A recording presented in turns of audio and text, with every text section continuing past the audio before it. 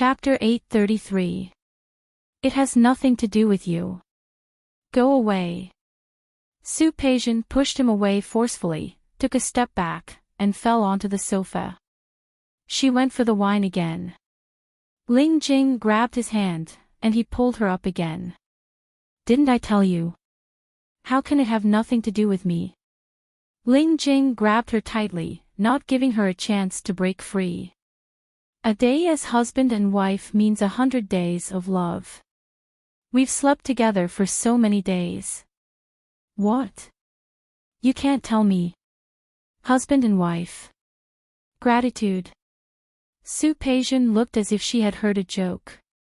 Her eyes were full of mockery, and because of the alcohol, her face was very red. At this moment, she was in a bad mood and did not want to suppress her emotions. She raised her hand and gently tapped Ling Jing's chest. What are you talking about? You're here to talk about gratitude. Aren't you just a gigolo? I don't want to see you now, and I don't want to talk to you either. Get lost. Ling Jing has never been disgraced by anyone in his life. It was Su Peijian who had humiliated him over and over again. He was so angry that he lowered his head to kiss her. Su Peijian was so angry that she raised her hand to slap him, but someone grabbed her hand. Su Peijian tried a few times but failed to pull her hand back. I'll say it again, get lost. I don't want to see you. Ling Jing grabbed Su Peijian's hand and couldn't hide the anger on his face. Damn woman, she didn't know when she first came, but now she wanted to slap him. But this woman, this damned woman. They had repeatedly challenged his bottom line. He grabbed her arm tightly and made her look at him. That's enough. Su Peijian, who provoked you? Why don't you attack the person who provoked you? Why are you attacking me? Fine, you don't dare to make a move, do you? Tell me who provoked you, and I'll help you teach that person a lesson. Tell me. Su Peijian finally looked Ling Jing in the eye. Ling Jing, get lost. Ling Jing was furious. He had never been so angry in his life. This woman simply didn't know how to appreciate kindness. He grabbed her hand and led her outside. Su Peijian was dragged by him. She staggered and almost fell. She tried hard to pull her hand away, but the difference between men and women was reflected at this moment. She couldn't pull it away. What are you doing? Let me go. She wanted to kick him, but that would make her body lose balance. With alcohol and anger, her voice was a notch higher than usual. Ling Jing, you bastard, let me go. Ling Jing directly dragged her out of the door. Before going out, she did not forget to take Xian Guan's coat. As soon as she stepped out of the door and lost the protection of the heater, Su Peijian's body shrank. Ling Jing threw the down jacket on her. Ling Jing, you lunatic. Su Peijian wanted to enter the door again, but Ling Jing did not give her a chance. He closed the door and led her to the direction of the elevator. Woman, do you want to get drunk? What was the point of getting drunk? Come on. If you want to drown your sorrows in alcohol, why don't I bring you to play something more exciting? Lunatic. The moment Su Peijian stepped into the elevator, she shook off his hand and took a step back. Who says I'm drowning my sorrows in alcohol? I just want to drink. Really? Ling Jing took a step forward and stood in front of her. She stared at her face and her eyes were full of malice. Since that's the case, do you dare to go with me? I promise that my method is 100 times more effective than letting you simply drink. Su Peijian did not want to talk to him at all. After drinking, the wind blew and she was about 50 to 60% sober. She put on the down jacket, looked at Ling Jing coldly and pressed the elevator button. Get out of the way, I want to go back. Ling Jing completely ignored her. The elevator went down to the underground parking lot, and he grabbed her wrist and led her to his car. Sure enough, it was the familiar Cadillac that had been parked here for a long time. After getting into the car, Supasian stopped running. She seemed to be sober but not sober. She seemed to be drunk but not drunk. The emptiness in her heart was still there, and the feeling of her body was still there. The feeling of loss, emptiness, and the discomfort of her life being turned upside down was still there. She closed her eyes and emptied her mind. She did not see, did not listen, did not feel. The car drove out of the underground parking lot like an arrow. In such cold weather. The black shadow of the car shuttled through the streets and alleys of Rome City. Supasian felt it, but she did not open her eyes. The car stopped, and she still closed her eyes. The person beside her got out of the car, but she did not move. Being drunk was also a way to numb oneself, and emptying one's mind was also a way to numb oneself. She was fearless. Without people and things to care about, the heart would become unprecedentedly strong, and it would also become extremely empty and lost. There seemed to be a lot of voices around her, but she did not open her eyes. She was not curious, nor did she care. She did not want to know where Ling Jing brought her and what he brought her here for. About 10 minutes passed, or maybe 20. The car door on her side was opened, and the cold wind poured in. Her body instinctively shrank. In the next second, she was dragged out of the car. She finally opened her eyes and finally saw the environment she was in. There were more than one mountain in Rome City. She knew this place, but she had never been there. There were many people standing on both sides of the winding mountain road. These people were not afraid of the cold on such a cold day. There were men and women, and it was very noisy. Those voices had been blocked out by her just now, so she could hear them clearly now. She felt that it was noisy and instinctively frowned. However, she was led forward by Ling Jing. There were many cars lined up neatly in front of them. At a glance, all of them were luxury cars. Ferrari, Lamborghini, Maybach, Porsche, Aston Martin, Bugatti Veyron. When Ling Jing held Supasian's hand and entered the car, someone blew a whistle. Ling Jing glanced over, and the man made a zipping motion with his mouth. Soon, someone came over and put a car key in Ling Jing's hand. Ling Jing glanced at Supasian and asked, "Are you afraid?"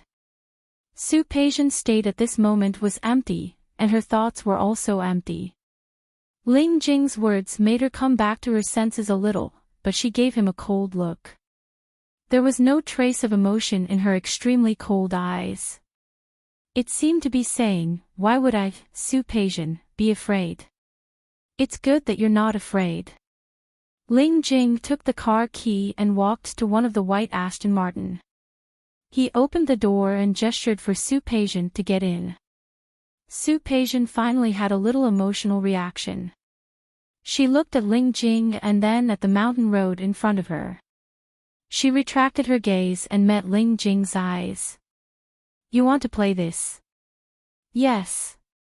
"Do you dare to get in?" Supasian glanced at him, and her eyes were still empty. There was no emotion in them, and there was no emotion. She opened the car door and got in. Ling Jing also got in the car. The noise around them seemed to have gotten even louder. Whistles, jeers, and cheers could be heard everywhere. People got into the cars around them one after another. The sound of the engine continued. Supasian glanced at Ling Jing. He didn't take any protective measures, and neither did she. "Woman, if I win today, this car will be mine." Ling Jing suddenly approached her and stared into her eyes. "Do you think I can win?" Supasian refused to answer such a question. She was still in a state of refusing to receive any information at this time. Ling Jing didn't give up and moved closer to her. At the same time, he fastened her seat belt. "Tell me, do you think I can win today?" "No." Supasian didn't intend to save Ling Jing's face at all. Ling Jing looked at Su Peijian, who looked as if her soul had flown out of her body, and nodded. Ling Jing knew that she was not sober yet, but he wanted Su Peijian to be half drunk like this. Okay. If I don't win today, I'm not Ling Jing. Su Peijian didn't look at him at all. Her eyes swept forward. On such a cold day, there was also a girl dressed very skimpily standing there. She waved two small flags in her hands. People kept whistling and cheering. The girl stood on the side and waved the small flag in her hand vigorously. The roar of the engine continued, and the car drove away like an arrow. Before Su Peijian could react or prepare, the car had already rushed out toward the mountain road. Her body fell back because of such a momentum. Even if Su Peijian didn't want to, even if she kept forcing herself to empty her mind, it didn't work. The car kept moving forward, and constantly accelerating. In extreme speed, it was easy for people to feel weightless. Not to mention that they were on a mountain road now. Every turn and every acceleration would make people feel uncomfortable. Su Peijian, who was originally in a daze, had to return to her body. She watched Ling Jing drive the car skillfully overtaking one car after another. She could drive herself, but she never drove fast. One was habit. Whether it was Su Qinghui or Li Qianxue, they were both people who followed the rules and cherished their lives. She was the same. Some habits were inherited. Right now, the car seemed to be flying toward the top of the mountain. The winding mountain road was full of curves and narrow roads. Su Peijian pressed her body tightly against the car seat behind her. She turned to look at Ling Jing, but at this moment, Ling Jing was no longer the person she had thought he was. His eyes were like a cheetah in the dark, or like a goshawk on a cliff. She knew that since the Speed series of movies became popular in China, many people liked the feeling of speeding like this. Everyone thought that they were Paul or Vin Diesel. But in fact, not everyone could be Paul or Vin Diesel. Su Peijian's body was very uncomfortable. She didn't like this feeling at all. She wanted to speak, but the car drove past a bend at this moment. A car behind them was about to catch up. She saw Ling Jing's calm face. He didn't look back at all, stepped on the accelerator, and turned the steering wheel. Su Peijian thought that she was flying, and the car was almost flying. But it fell again. The sudden feeling of weightlessness wasn't good. Not to mention that the car was still moving forward, rushing forward. Ling Jing, are you crazy? The mountain road was not steep, but it was definitely not flat. The car kept rushing forward, and Su Peijian almost wanted to rush down the mountain with her. Ling Jing, stop right there. Chapter 834. Ling Jing wanted to die, but she didn't. Su Peijian was about to lose her temper. The drunkenness caused by the wine she had drunk before was gone. Ling Jing had completely ignored her at this time. In such an environment, a slight distraction would cause them to lose. There was a relatively large empty field at the top of the mountain. They turned here and went down the mountain. They would only win if they finished the whole journey. However, when they went down the mountain, there would still be cars on the mountain road. It would be chaos, and there would be danger at any time. Su Peijian didn't know who came up with this idea. She didn't notice it before, but now that she had calmed down, she saw that Ling Jing was driving the car in the middle of the traffic. Su Peijian, who had always been calm and composed, finally couldn't control her expression. Ling Jing, stop, do you hear me? This was the road going downhill. More importantly, the mountain road was so narrow. It felt like the two cars would fall at any time. Especially when there was a car going up in front of them, but they were going down. When they were about to collide with their car, Su Peijian's drunkenness was completely awakened. Ling Jing, are you crazy? Stop. He was driving so fast just now, and there were still several cars coming up from behind. Compared to them, Ling Jing's car seemed to be going in the wrong direction. There was no response. Ling Jing looked at the car in front of him with a playful and unruly smile on his face. Even if it was going downhill, he was still stepping on the accelerator.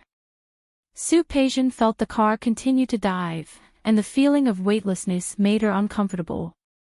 She had also played some extreme sports, such as skydiving, bungee jumping, and when she was abroad, she had also played in hot air balloons and hang gliding.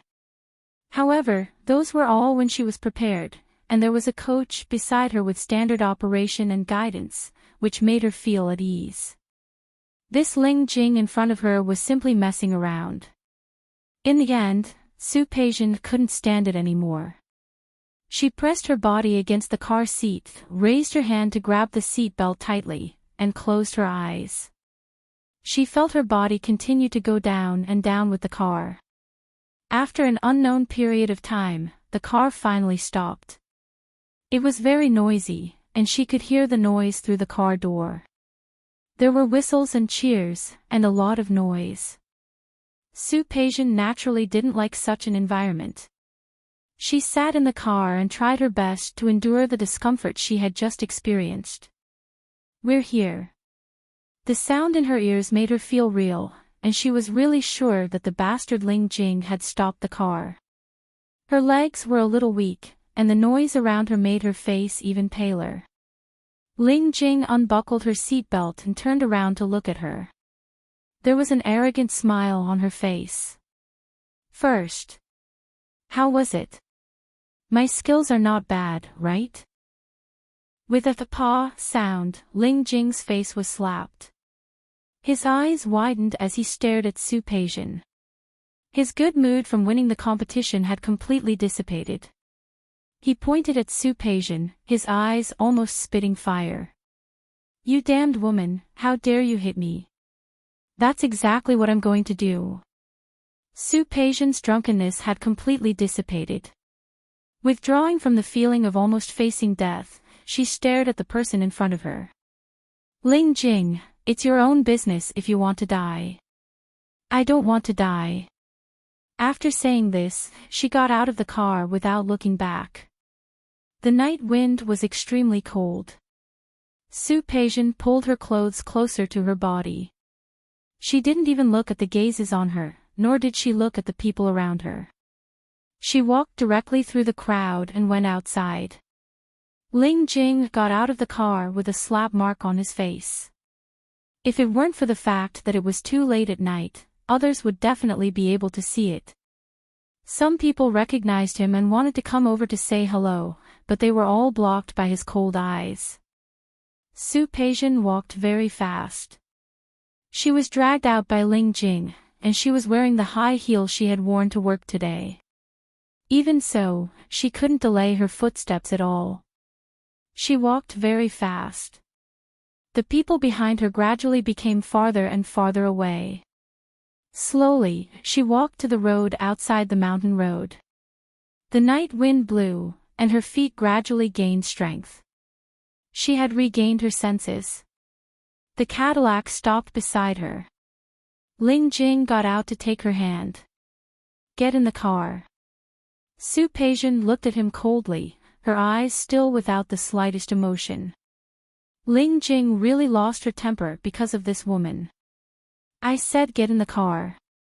Su Peijian didn't hesitate too much. It was windy here, and it was far from the city.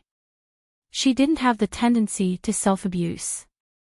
After getting in the car, she didn't even look at Ling Jing. "There won't be a next time." Ling Jing glanced at her and started the car. Considering Su Peijian's pale face just now, he drove very slowly this time. "Don't you think it's very exciting?" Su Peijian didn't respond to his words at all. Exciting? It was indeed exciting. When she thought that Ling Jing's car was about to collide with another car, her heart almost stopped. At that moment, she thought that she would die. But it was at that moment that she suddenly realized that she didn't want to die. Not at all. Even if her life was a joke, even if she could no longer go back to the past. But she still didn't want to die. She wanted to live. She wanted to live well. Escape was an emotion that only the weak would have. She was Su-Peision. She wouldn't escape. You have to admit that my method worked, right? Ling Jing's words made her come back to her senses. She glanced at him coldly. She retracted her gaze and looked at the streets on both sides of the road. When she passed by a certain place, she suddenly stopped the car. Ling Jing stopped the car and looked at Su-Peision, not quite understanding what she wanted to do. Su-Peision sat in the car and looked across the road. This was a night market street in Rong City. She rarely went there. The weather was too cold. At night, there were almost no people here. However, a small stall at the end of the street was still open. There were only 4 words on the sign, Shi's Wonton. There was a couple in the shop. They were cleaning up. It seemed that they were closing the stall. Su-Peision kept staring at the couple. She watched them clean up the tables outside. She watched the woman sweep away the trash outside and go back inside to clean up. She watched very seriously and very attentively, but it seemed that she was looking elsewhere. Ling Jing naturally saw it too. He looked at Su-Peision's expression and didn't understand why she was staring at a roadside stall for so long. Hungry? Have you eaten? Why don't we go now? What do you want to eat? Su-Peision didn't look at him. In the shop, the man had already gone to the kitchen in the back, and the woman returned to the counter. She watched for a while, then suddenly opened the door and got out of the car. The night wind was very cold. She tightened her coat and walked to the wonton shop. Sister Shi. Little Sue. The woman inside was about to close the stall. When she saw Su-Peision, her eyes lit up. Why are you here? How did you know that I have a shop here? I haven't seen you for a long time. How are you? How have you been? Su-Peision didn't answer her series of questions. I'm hungry. Su-Peision looked at the old but clean shop in front of her. She picked a seat and sat down. Sister Shi, cook a bowl of wonton for me. Okay, what kind of fillings do you want? Anything. Su-Peision was not gloomy and cold like before. Make whatever you want. Okay. Sister Shi entered the shop to cook the wonton. However, she saw Ling Jing who followed her in. Dear customer, we're closing. She wanted to have a good chat with Su-Peision. Isn't she here too? Ling Jing glanced at Su-Peision. She's my friend. Dear customer, I'm also her friend. As she spoke, Ling Jing walked to Su-Peision and sat down in front of her. Sister Shi glanced at Su-Peision. Seeing that she didn't refute, she asked, Sir, what kind of fillings do you want? Anything is fine. I'll eat whatever she eats. Sister Shi didn't ask any more. She went into the kitchen and said something. A man's voice could be heard from inside the kitchen. Sister Shi took out the utensils and placed them on the table. Little Sue, do you want some wine? Or a drink? Give me a bottle of water. Su-Peision had just drunk some wine, so she didn't feel like drinking anymore. Okay. Sister Shi took the wine away. She brought 2 bottles of water over. Little Sue, how have you been lately? This is the first time I've seen you since you came out. I've really missed you. I just don't know where to find you. Pretty good. Su-Peision's tone was indifferent, without much enthusiasm. She had always been like this, so Sister Shi wasn't angry. I really have to thank you back then. If it wasn't for you, Sister Shi, let's not talk about the past. Yes. It's all in the past. Let's not talk about it. Sister Shi glanced at Ling Jing. She thought that Su-Peijian was too embarrassed to talk about it, so she didn't say anything. But she couldn't help it. It was fate that they could meet people like them. Is this your boyfriend? Was there a palm print on this man's face? Hee, maybe she saw it wrong. It was the wind. No. Su-Peijian's voice was indifferent. A friend. Sensing that Ling Jing's expression wasn't too good, Su-Peijian didn't want to pay attention to her. She just looked at Sister Shi and asked, "How's Sister Shi recently?" "You look good." "It's not bad. After I came out, I told my husband and opened this shop. Business is good. It's close to the school, so many students come here to eat." "Okay." Su-Peijian drank the water and replied lightly, "That's good." She wasn't very enthusiastic, but she didn't stop Sister Shi from continuing. She was in the mood again. "I miss you guys so much. I even went back to visit them once. After Xiao Zhao came out, I heard that he went back to his hometown. That Zhang Hong divorced her husband. Now she's living alone with her child. And that Sister Zhou," she didn't speak quickly. Su-Peijian was a little confused and a little lost. In the past 2 years, she, the daughter of a rich family, had met many people. They were people that she wouldn't have crossed paths with in the first half of her life. She never thought that one day she would sit in such a small roadside shop and eat such ordinary wontons. Sister Shi's husband had already cooked the wontons. She called out from inside, and Sister Shi answered and went to serve the wontons. She brought out 2 big bowls on a tray. They had just come out of the pot and were still steaming. Su-Peijian looked at the bowl of wontons with chopped green onions floating on top. She didn't eat green onions in the past. Not only did she not eat green onions, but she also didn't eat many things. The Su family's chef knew that every time she didn't like it, he would specially pick it out. But ever since she went in, she realized that there was no such thing as eating or not eating. But it wasn't to that extent. A place like prison wouldn't care about your thoughts and feelings. She could only adapt and get used to it by herself. She picked up the spoon beside her, scooped up a wonton, and slowly put it into her mouth without looking at Ling Jing. The taste was average, not as good as the ones made by the chef at home. But at this moment, she felt that it was very delicious. On a cold night like this, when she thought she was going to die, but then she came back to life. "How is it?" Although Sister Shi knew that Su-Peijian was like her, she also knew that she was different from her. She could tell from her time in prison that she was a cultured person. She was educated and had a good temperament. She looked at Su-Peijian nervously, afraid that she would say that it wasn't delicious. "It's very delicious." Su-Peijian smiled at Sister Shi and didn't say anything else. She didn't have the habit of talking while eating. Ling Jing didn't say anything.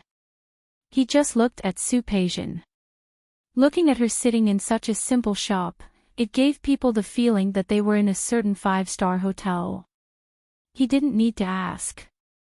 He could guess the relationship between the two just by listening to what the woman said. Cellmate. TSK. He didn't expect this woman to be so open about her past after she was released. Also, she brought him here so openly. Wasn't she afraid that he would have other reactions? Sister Shi smiled and went to the kitchen. After a while, she brought out 2 plates of braised food. "Little Su, try this. It's homemade." She was still a little careful, knowing that Su-Peijian was different from them. Now that she looked at it again, it confirmed her guess. She was from a different world from them. "Thank you." Su-Peijian didn't usually eat these. She didn't like eating animal organs. But looking at the chicken gizzards on the plate, she picked up a piece and put it in her mouth without frowning. Looking at Sister Sher's expectant face, Su Peijian said again after swallowing the food, "It's very delicious." "Thank you, Sister Sher. I'm glad you like it. Eat more if you like it." There weren't many people in the wonton shop. Su Peijian and Ling Jing didn't say a word. After eating, Su Peijian thought about how much money she had to spend. Only then did she remember that she was dragged out by Ling Jing like this. She didn't have her phone or wallet on her. She turned to look at Ling Jing. Ling Jing pretended not to understand. Su Peijian reached out. Seeing that Sister Sher wasn't paying attention, Ling Jing approached her. "What? Are you my sugar daddy? Why do you need me to pay for a meal? I'll pay you back tenfold when we get back." Su Peijian's lowered voice was full of coldness. "If 10 times isn't enough, will 100 times be enough?" "Of course not." Ling Jing leaned close to her ear. "Personally, I'm more inclined to let you repay the debt in another way. What do you think?" The hint in his eyes was too obvious. Su Peijian stared at his jacket expressionlessly. Suddenly, she reached out her hand to take her wallet. Ling Jing avoided her, took out his wallet, got up, and put a red bill on the table. Sister Sher saw it and quickly came out. "You don't have to give it to me. Look at you. I'm very happy that you're willing to come to my place. Take it." Su Peijian's voice was very soft. "It's not easy for you to do business." Seeing that Sister Sher was about to push the money over, Su Peijian pressed her hand. "Sister Sher, you really don't have to be so polite." She withdrew her hand and wanted to leave. When she passed by the counter, she saw a pen and paper on it. After thinking for a moment, she picked it up and wrote a string of numbers. She turned around and handed it to Sister Sher. "Sister Sher, this is my number. If you need anything in the future, you can call me."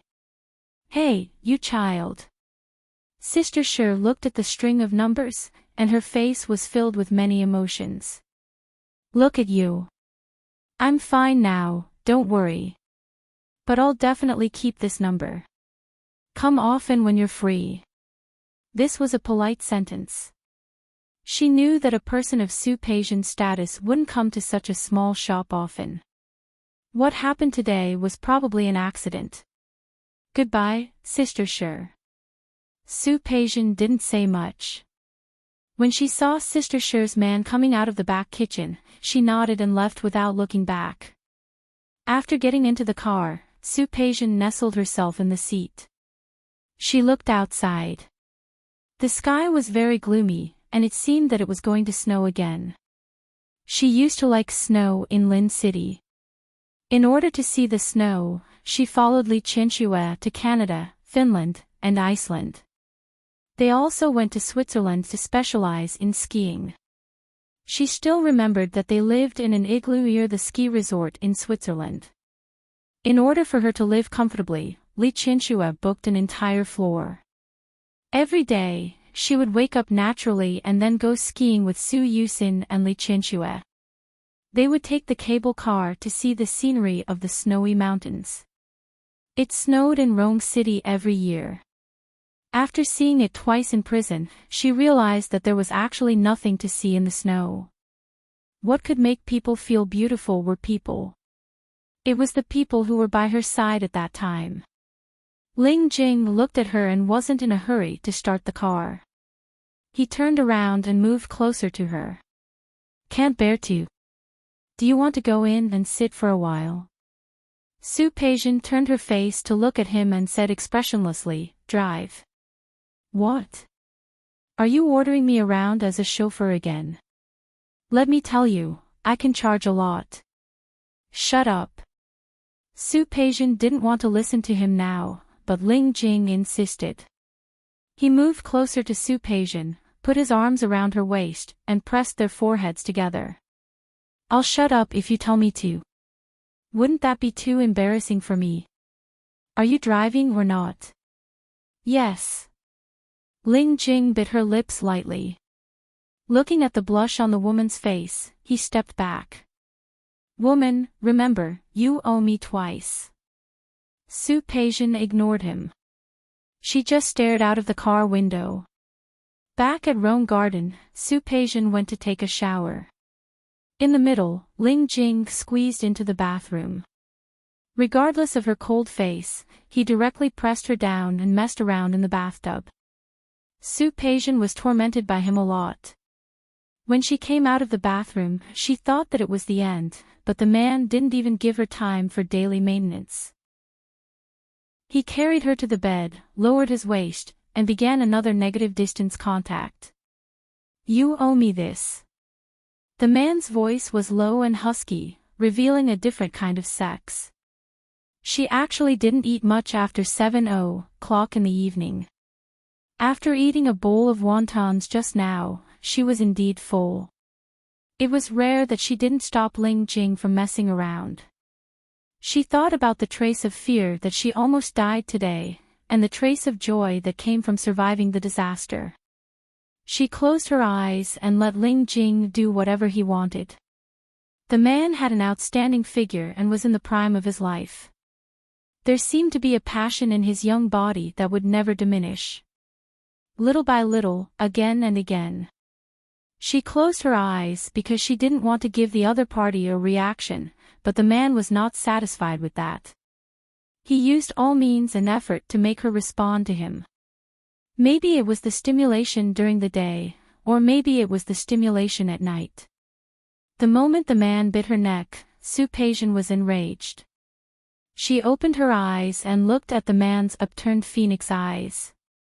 She stretched out her long legs and pressed the man under her body, taking the initiative. Ling Jing was stunned for a moment. Before she could react, the woman had already lowered her waist, the woman was on top, and the man was below. Everything was reversed. But, it was a different kind of excitement. The night was long. Her biological clock woke Su Peijian up on time. However, she couldn't get up. Yesterday, the bastard man used the name of collecting debts to press her down and beg her again and again. Later, she was so angry that she turned the tables and pressed the man under her body. She thought that the other party would give up, but she didn't know what she had done to provoke the man. Not only was the man very cooperative, but he also insisted that she continue like this. She usually exercised and her physical strength wasn't bad, but in the end, she still lost. After all, the upper position was really a test of the body's condition. Her hands were a little sore, not to mention her waist and legs. She couldn't help but frown. Just when she wanted to get up, she found herself tightly in the man's arms. The man's hand was on her waist, and his wheat-colored arm was strong and strong. She lowered her head and looked at the arm, and for a moment, she was dazed. The man's chest and her back were tightly pressed together. There was almost no gap. No man had ever hugged her to sleep like this. This position, from a psychological point of view, was a protective position. The man was hugging her like this, not below her. From a psychological point of view, the man wanted to protect her. Ha! How ridiculous. She didn't need his protection. She didn't need anyone's protection. She closed her eyes, removed the man's hand, and got up. The moment her hand was removed, Ling Jing woke up.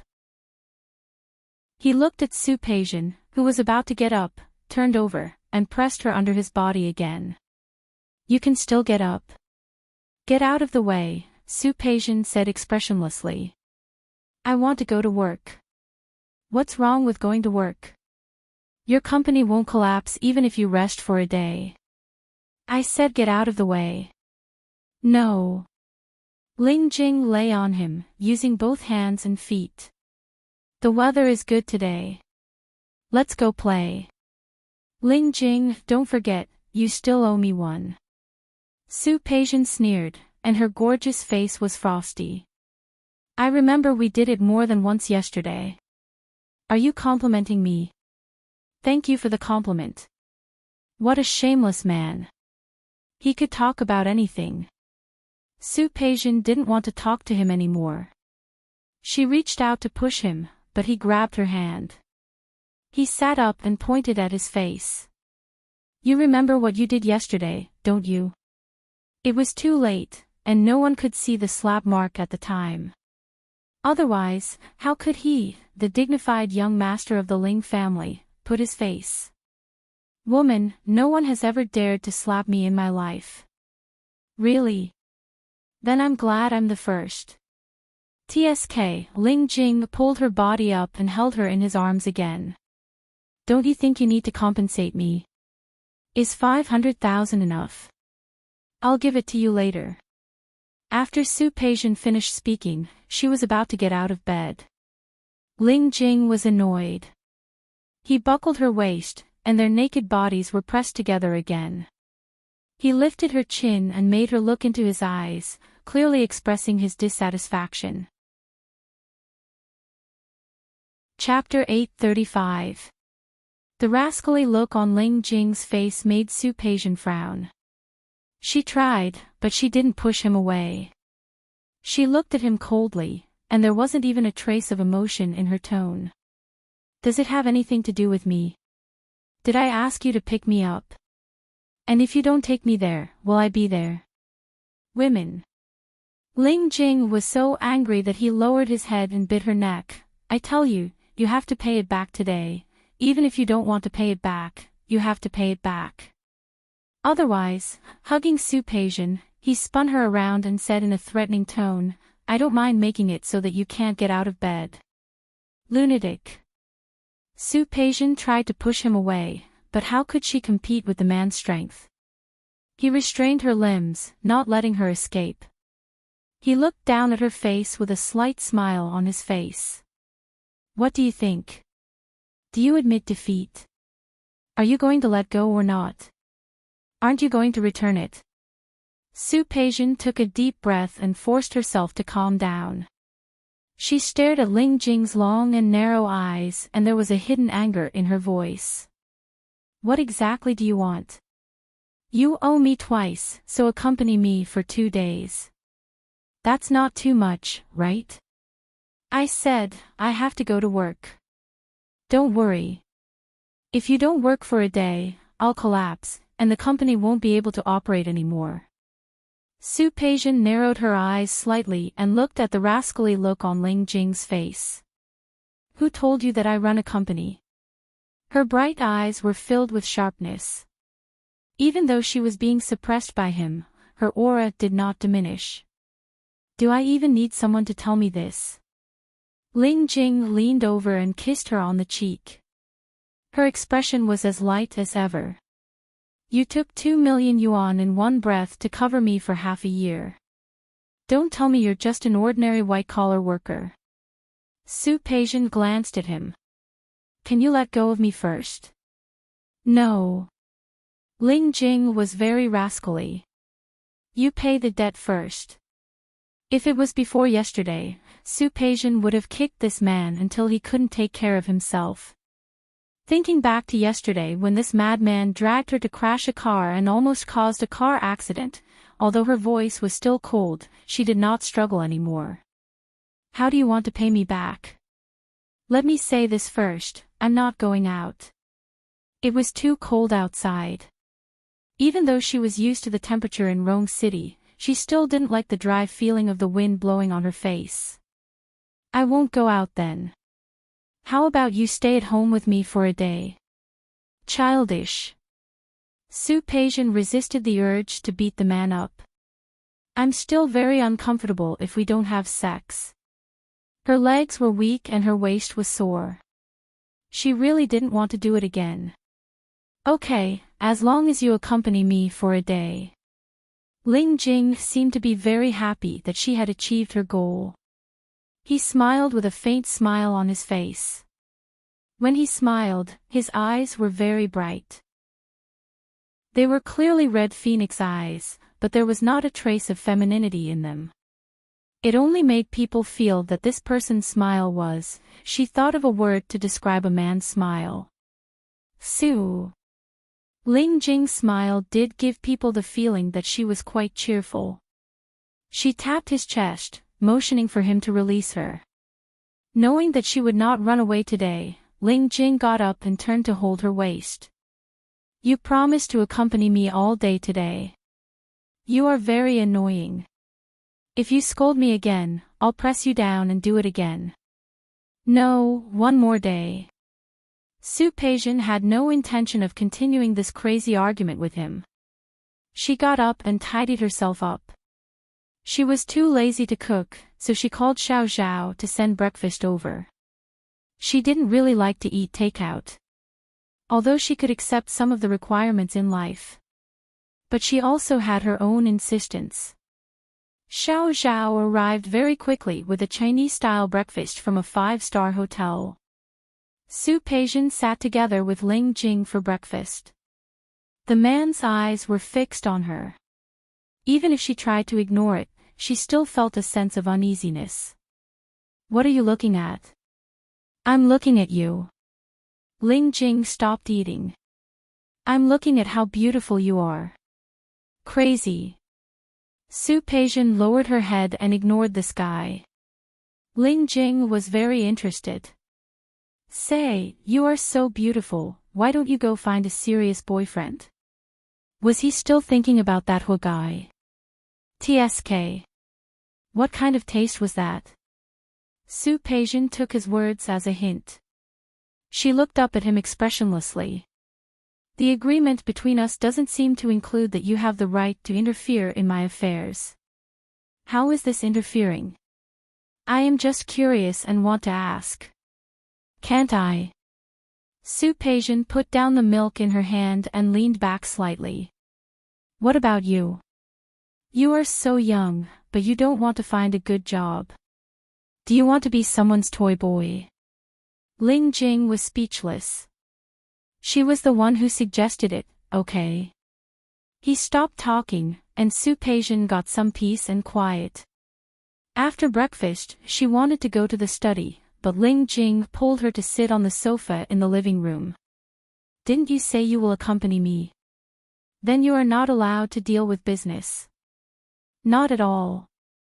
Su Peijian glanced at him. What do you want? I want you to accompany me. By accompany, you mean just sitting here. Then watch TV. Ling Jing turned on the TV as he spoke. I wanted you to accompany me to watch a movie outside, but you said you don't want to go out. There was a screening room in the Li family's villa. She could watch whatever she wanted at home.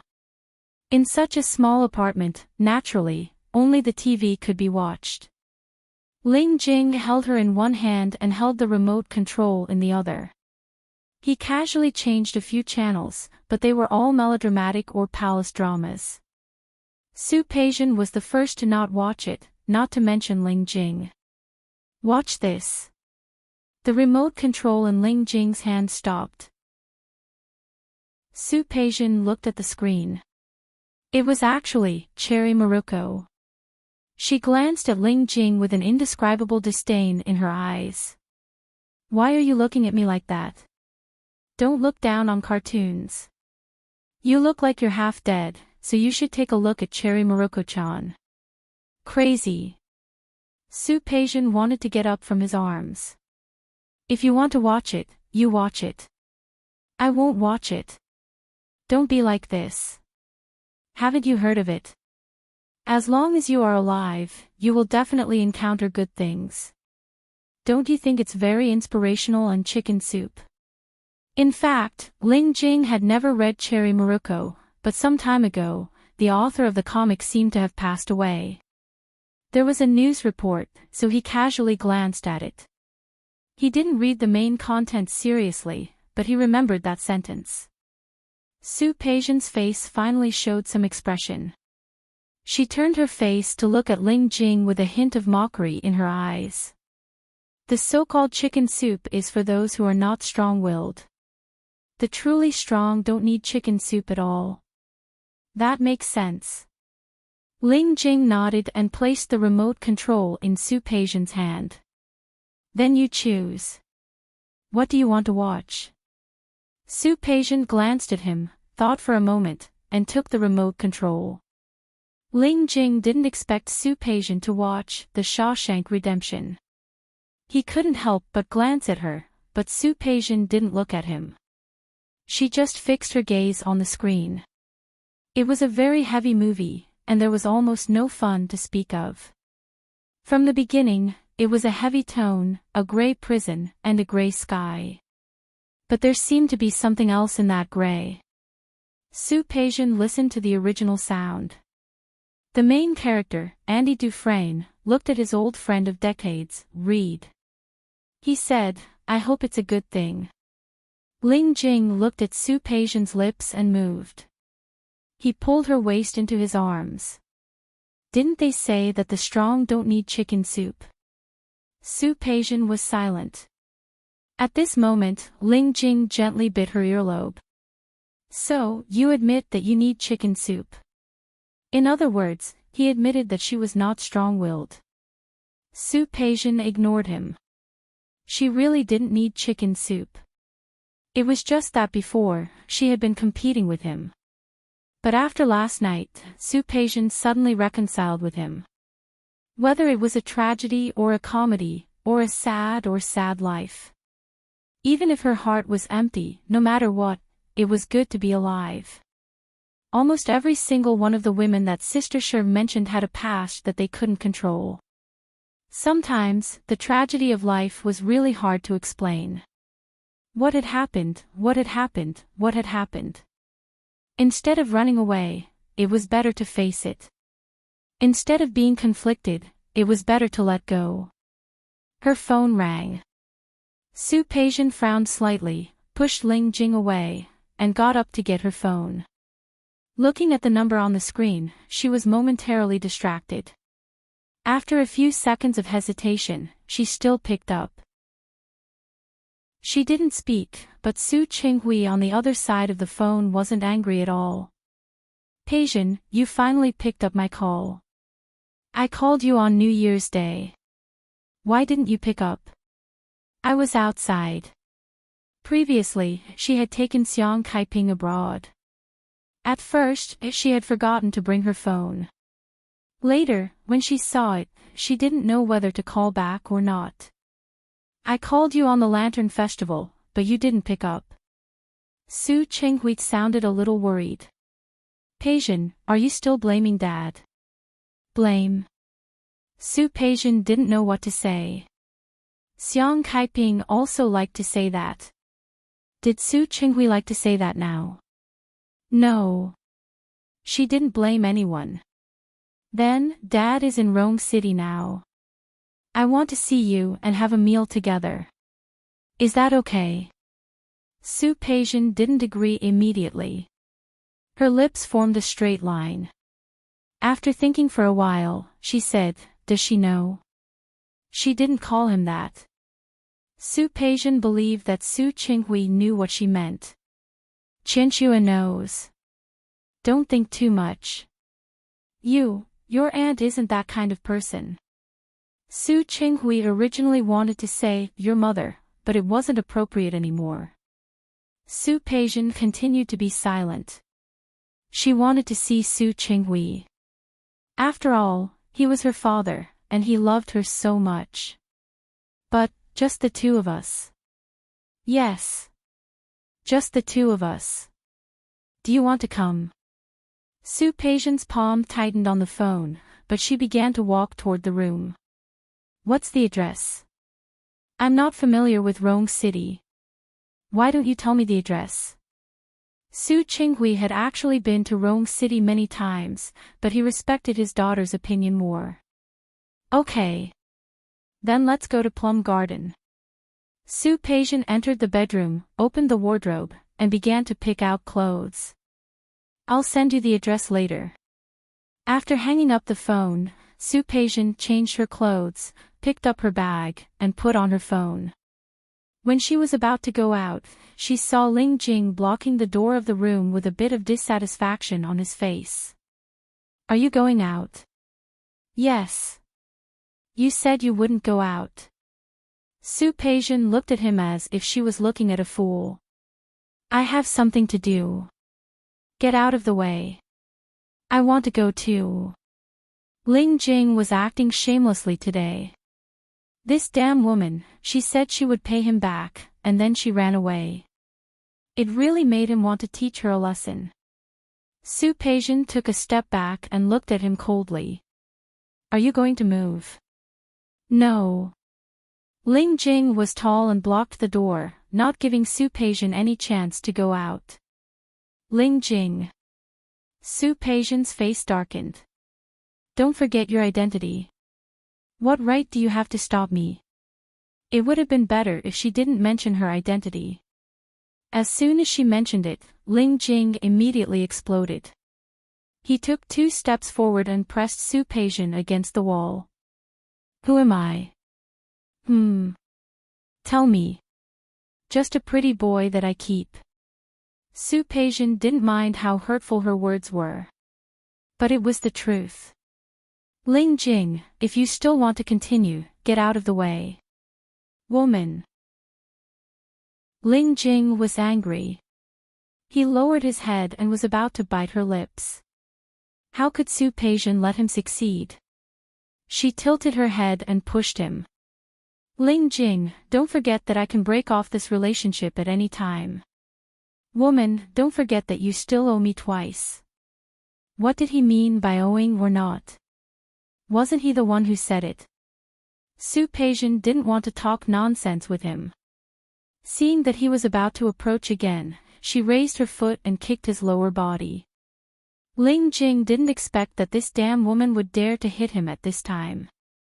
Su Peijian didn't give him a chance to react. She wasn't someone who had the patience to play an unimportant role like Ling Jing. Ling Jing, I'll say it again. Stop it. That word made Ling Jing's movement stop there. What did it mean? What did she think he was? Did she think he was a woman? Crying and making a scene. Dream on. He was a man. Damned woman, just you wait. Do you think I can't do anything to you? I'll wait for the day when you come to beg me. What Ling Jing thought was not within Su Peijian's consideration. She got into the car. When she drove out of the underground parking lot, she glanced at the Cadillac parked by the side. Her tone just now wasn't very good, but she really didn't like Ling Jing's increasingly rogue attitude. If a pet she raised couldn't have some self-awareness, then she would replace him. After all, she didn't care about men. But when the car stopped in Plum Garden, Su Peijian had completely calmed down. Although it was indeed Ling Jing who asked her to accompany him today, she promised him. Since she promised someone else, she naturally had to do it. She broke her promise. No wonder Ling Jing was angry. She could roughly understand Ling Jing's mentality. After all, she was his sugar daddy. It seemed normal for him to want her to accompany him. Forget it. I'll accompany him tomorrow. When Su Peijian entered the door, Su Qinghui happened to be there too. Seeing her, there was a smile on his face. He stepped forward and looked her up and down. Dad. Peijian. Su Qinghui withdrew his gaze and looked at Su Peijian's face. He found that she looked good. You're here. Have you waited for a long time? No, I just arrived. Su Peijian had already made a reservation when she arrived. It wasn't easy to make a reservation here. Fortunately, it wasn't a weekend, so there weren't many people. She booked a small private room and led Su Qinghui in and sat down. After the daily greetings, the two of them entered a state of silence. The waiter came in with tea and poured it for them. He took out a tablet and let them order. Su Qinghui took the tablet from the waiter's hand, looked at the pictures on it, and looked up at Su Peijian. Beijing-style lobster, braised abalone, soft-fried fresh scallops, amber peach kernel, bird's nest soup, osmanthus sugar lotus root. And a flying dragon soup. What do you think, Peijian? Su Peijian didn't say anything. These dishes were all her favorite dishes. She nodded. All are fine. That's it then. Su Qinghui returned the tablet to the waiter. Only the father and daughter were left in the private room, and there was silence for a moment. After the silence, Su Qinghui spoke first. How have you been recently? I'm fine. She looked good. Su Qinghui knew that his daughter had always been proud, but he was afraid that she might not be used to it. He was even more afraid that she would experience the ups and downs of life and not be used to it. Peijian. I actually came a few days ago. I went to see Qingsang. You're not angry, are you? No. What was there to be angry about? She was already angry. Yesterday, she almost lost her life because of this. Su Peijian didn't want to continue this topic. These so-called debts and guilt were worthless to her after the fact. She picked up the teapot and poured a cup of tea for Su Qinghui. This Junshan silver needle is good. She was obviously trying to escape, but in Su Qinghui's eyes, she hadn't let go. Although his daughter's personality wasn't like that in the past, who knew if she would change after so many things? Peijian, have you ever thought about going back to Lin City? Back to Lin City. Su Peijian's hand holding the teacup paused. Why? Look, you're in Rong City, so far away from Lin City. If something really happened, I wouldn't be able to take care of you. If you were in Lin City, I would be able to take care of you. No need. Su Peijian lowered her head and didn't look at him. I'm not a child anymore. I don't need anyone to take care of me. This was a little angry. Peijian, Dad, don't say it. I won't go back to Lin City. Besides, if I go back, what will happen to my mother? Xiang Kaiping had nothing now. She was the only one left. With Xiang Caiping's personality, how could she be willing to go back to Lin City? Su Qinghui didn't speak. Some guilt could be made up for in the future. However, some guilt could never be made up for in this lifetime. He could never make up for what he owed Xiang Kaiping. It's okay if you don't go back. If you have anything to say, just tell me. Su Qinghui was afraid that she would mind, so he added, in my heart, you will always be my daughter. This will never change. Okay. Su Peijian lowered her head, and her eyes were a little sore. She suppressed that emotion. The waiter began to serve the dishes. Su Qinghui knew that Su Peijian wouldn't go back with him, so he talked about other things. Previously, I invested in some projects in Rong City. Although the shares and investment weren't the largest, it was still a lot. I don't have time here often. Peijian, I believe in your ability. If you're willing, I want to hand some of these things over to you. What do you think? No need. Su Peijian shook her head. My mother has 2 department stores under her name. I'm managing them now. I have something to do. I know, but that kind of small company is a bit of a waste for you. I know very well what you're capable of. I was serious when I said those words. Peijian, I really hope that you can help me. Chapter 836. The room was very quiet. Su Peijian lowered her head so that no one could see her expression. Su Qinghui was afraid that Su Peijian wouldn't agree, so he told her about a project he was working on. Or you can join as a participant. If you're willing, I'll send you the information when I get back. What do you think? We'll see. Su Qinghui was a little disappointed that Su Peijian didn't agree right away, but he wasn't in a hurry. The waiter began to serve the dishes, and the father and daughter ate quietly. From time to time, Su Qinghui would put food into Su Peijian's bowl and talk about what had happened in Lin City recently. Of course, those things had nothing to do with the Li family. Su Peijian was only responsible for listening, not speaking. Su Qinghui put down his chopsticks and poured a cup of tea for Su Peijian. Are you sure you won't consider helping me? No. Su Peijian picked up the teacup and felt the warmth in her palm. Dad, I have something to do now. Although the 2 department stores are small, they are just right for me. As for the rest, let's talk about it later. Su Qinghui was silent for a while, then poured himself another cup of tea. He looked up at Su Peijian and said gently, Peijian. I know you might not believe me when I say this. But I'm serious. Your talent should not be buried. Su Peijian finished the tea in her cup and put it down. She looked at Su Qinghui. There was really no need. I am doing very well now. I know that I'm no longer the Su family's eldest daughter. I wasn't thinking about going back either. Whether it's you or my mother, you don't have to feel guilty. What I've lost. If I really want it, I will get it back little by little through my own efforts. I don't need your pity. How is it pity? Su Qinghui was shocked by Su Peijian's words. You are my daughter. I know what's best for you. I'm like all the fathers in the world. I want the best for my daughter.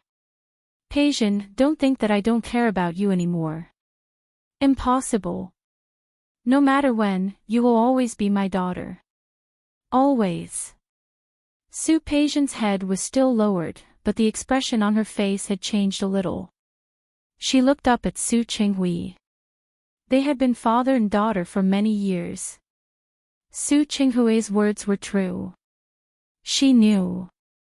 Thanks, Dad. You're my daughter.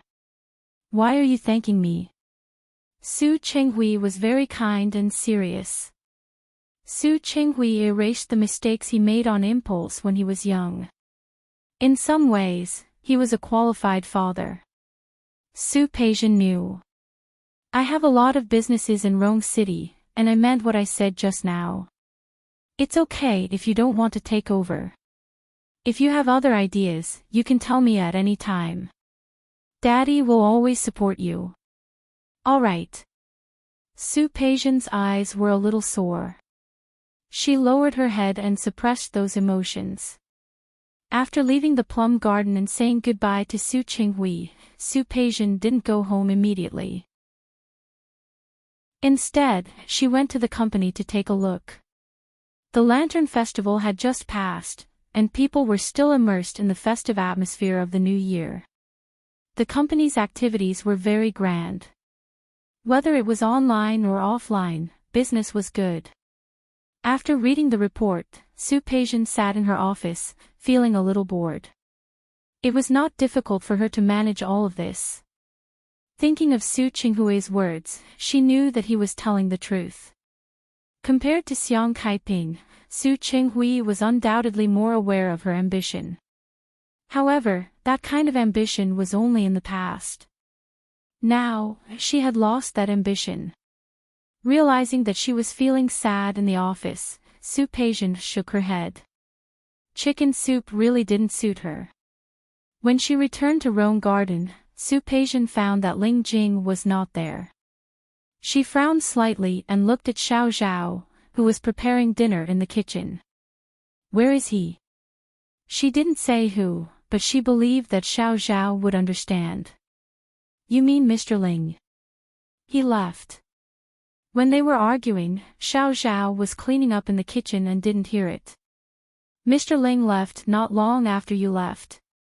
After saying this, Xiao Zhao carefully looked at Su Peijian's face. He seemed very angry when he left. Angry? What was there to be angry about? Su Peijian didn't take Ling Jing's anger to heart. It was nothing more than anger that she didn't accompany him. At most, she would accompany him for another day tomorrow. However, Su Peijian didn't expect that Ling Jing didn't come back that day. Not only did he not come back, but he also didn't come back the next day. Su Peijian, who hadn't seen Ling Jing in Rong City for 2 days in a row, seriously thought about the conflict between them that day. It was true that she broke her promise, but wasn't Ling Jing taking her too seriously?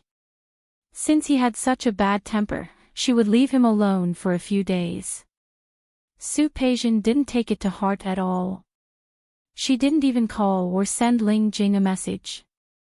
In the blink of an eye, she returned to the villa where Xiang Kaiping lived. She didn't come back for 2 days, and Xiang Kaiping was very happy to see her back. Xiang Kaiping didn't dare to control her daughter at all. It wasn't that she didn't want her daughter to come back to accompany her, but she didn't want her daughter to be unhappy. She was very happy that Su Peijian came back, but she would wait if Su Peijian didn't come back.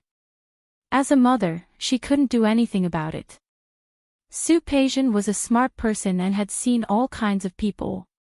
She could completely see Xiang Caiping's subtle feelings, which were between compensation and guilt. She could see it, but she couldn't understand it. She really didn't understand why people were always obsessed with the past.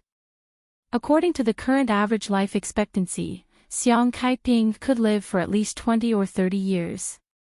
If she continued to be so stubborn, Su Peijian couldn't do anything about it. While living in the villa, Su Peijian still woke up early every day, but the result of waking up early here was that she could go outside to exercise. Rome City was actually still very cold in the first month. Early in the morning, Su Peijian changed into a set of thick white sportswear and went out for a run. It was still very cold outside. She didn't run slowly, but she didn't run fast either. There was really nothing to see in the early spring neighborhood. Even though their neighborhood was considered a villa area, they had put in a lot of effort to plant some greenery. However, compared to the beauty of Lin City, it still seemed simple and boring. After running 1 lap, the sun slowly rose. She was about to go home when she saw the golden retriever again. The golden retriever saw her inexplicably excited and rushed toward her. Su Peijian stopped and stood there motionlessly. The golden retriever, however, pounced on her without any hesitation.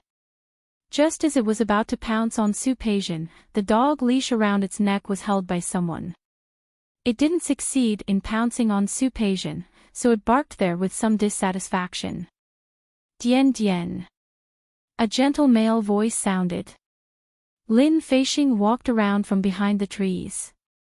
When he saw Su Peijian, he nodded at her and said, "Miss Su." He was also wearing sportswear, and it was very coincidental. He was wearing white. However, Su Peijian ignored him. "Yes." Su Peijian responded as a greeting. She passed by Lin Feixing and wanted to leave, but he grabbed her hand at that moment. "Miss Su. What's the matter?" Su Peijian subconsciously frowned when she saw his hand grabbing her. Lin Feixing seemed to have reacted and quickly let go of her hand. "Sorry." He was a little uncomfortable, but seeing Su Peijian's cold expression, he couldn't help but say, "Miss Su, I've thought about what you said the other day." "The other day? Which day?" Su Peijian took some time to remember which day he was referring to. She didn't speak and just stared at Lin Feixing. His face, which was full of elitism, actually looked a little perturbed at that moment. "Miss Su, I think that everyone has a past. It's not a big deal. Your past is the past, and your present is the present. I don't want your past, I only want your present and future." Su Peijian was stunned for a moment. The golden retriever by her feet was still rubbing against her pants, and she was dazed for a moment. "Mr. Lin, you can call me Feixing." Lin Feixing seemed to have finally mustered up the courage to finish what he wanted to say. In the end, he felt a little embarrassed. "I admit that I was a little conflicted at first. But I don't have the right to criticize you. I've had girlfriends abroad. We broke up because we didn't get along. Although I met someone suitable later and spent time with 2 of them. Later, because I had to return to China, I didn't do anything about it. I think that the reason why we broke up so easily is that those feelings weren't deep. When you told me that day, I was really surprised. But these few days, I've been thinking about you. Peixian, can I call you Peixian? Lin Feixing's eyes were filled with hidden passion.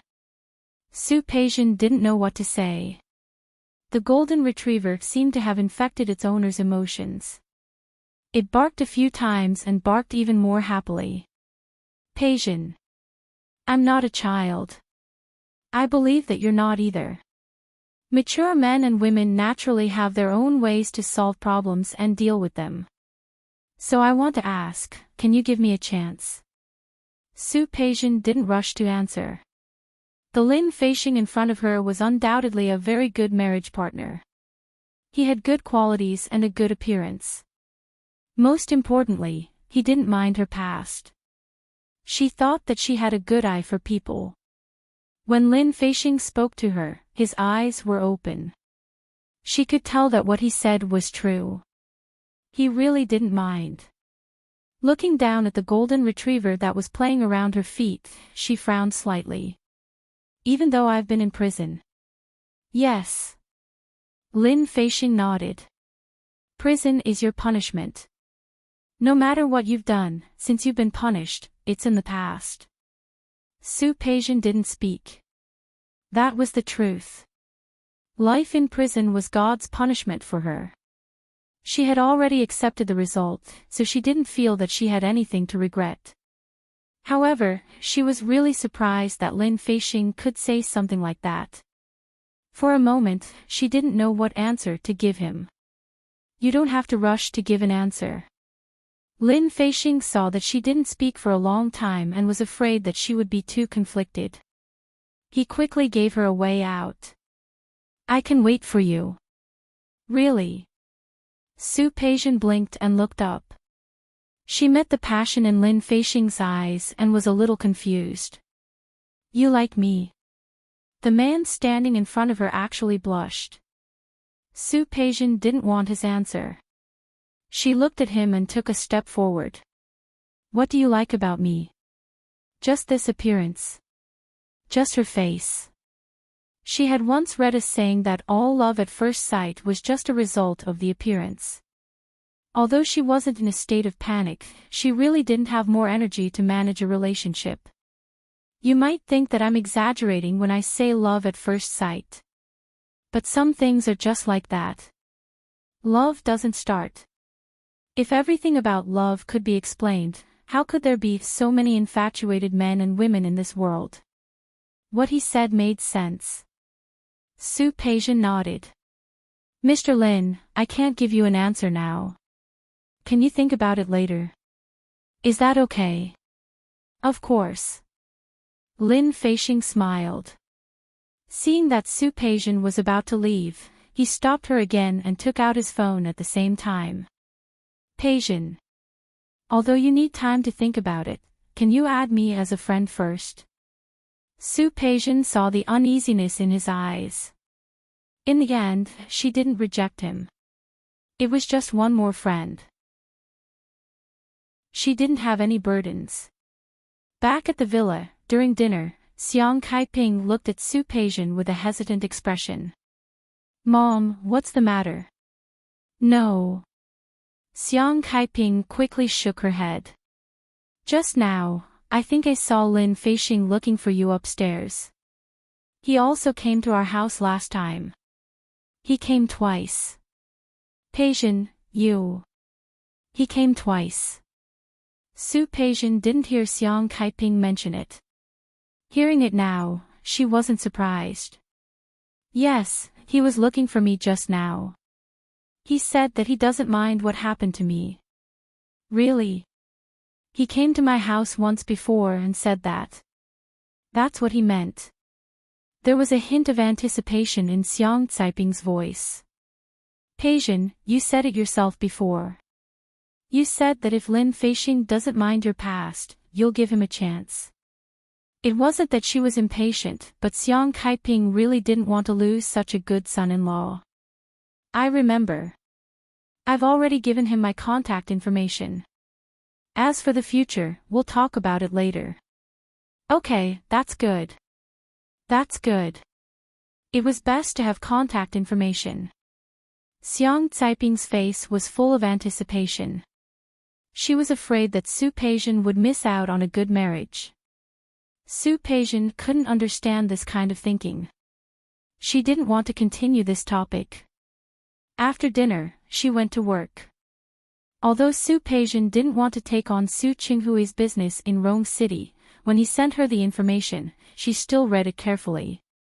She had to admit that at Su Qinghui's age, he had experience, and foresight. This project was indeed good. Su Peijian was indeed interested. However, if she only took care of Su Qinghui's business, it would be lacking something. She happened to have a sum of money on hand. If she participated as a shareholder, it would be a good choice. Su Peijian calculated the money she had left after deducting the house she bought last time. She called Su Qinghui. She asked in detail about the operation. In the end, she mentioned the funds and the people. She was part of the bargaining chip. Su Qinghui understood that. Su Qinghui couldn't be happier that his daughter was willing to take on the company. He immediately set up some details with Su Peijian. He also talked to a third-party partner and introduced Su Peijian's identity. In this way, Su Peijian was busy again. After she was busy for a week. It was already 10 days later when she finished all the information and the previous procedures. The first month of the lunar calendar was almost over, and she hadn't seen Ling Jing for almost half a month. When Su Peijian got off work one day, she suddenly remembered that her emotions had been quite tense recently. She needed to relax. As for how to relax, was there anything more relaxing than the balance of yin and yang? She called Ling Jing, but Ling Jing didn't answer. Su Peijian frowned. She really didn't know that the pretty boy she raised could be so angry. She originally didn't want to pay attention to it, but she more or less broke her promise that day. It was rare. Su Peijian patiently called Ling Jing for a second time. Chapter 837. The crystal lights hanging above the high living room were shining brightly, and there were 2 rows of bodyguards on both sides of the hall. The group of people didn't dare to breathe too loudly. Gu Xiao stood next to Ling Jing, his head half hanging, and he seemed very embarrassed.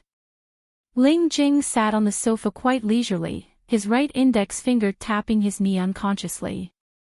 Under the sofa, there were 2 men who were detained there, kneeling on the ground. One of them was bleeding from his shoulder, and the other was bleeding from his leg.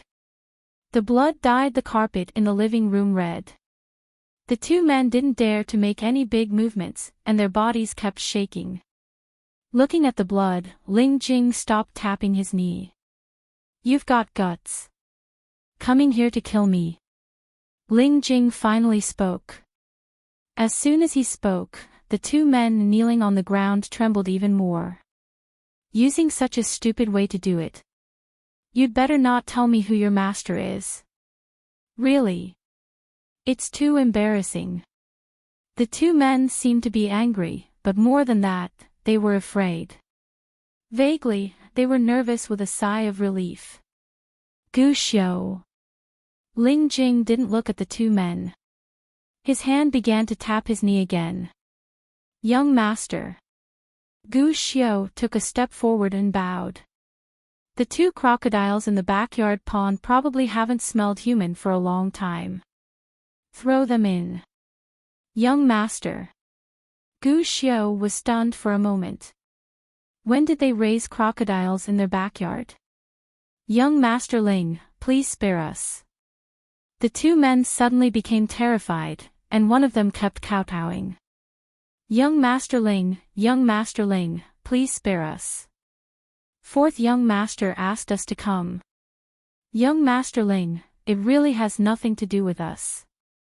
"Young Master Ling, Ling Jing didn't have the patience to listen anymore. He waved his hand and asked someone to drag the two men away. The sound of begging was endless. The blood that the two men had shed stained the living room all the way. Ling Jing frowned and motioned for someone to come and clean it up. Soon, someone came to clean it up. Ling Jing sat still for a long time before looking at the slender figure who had been staying in the corner of the living room.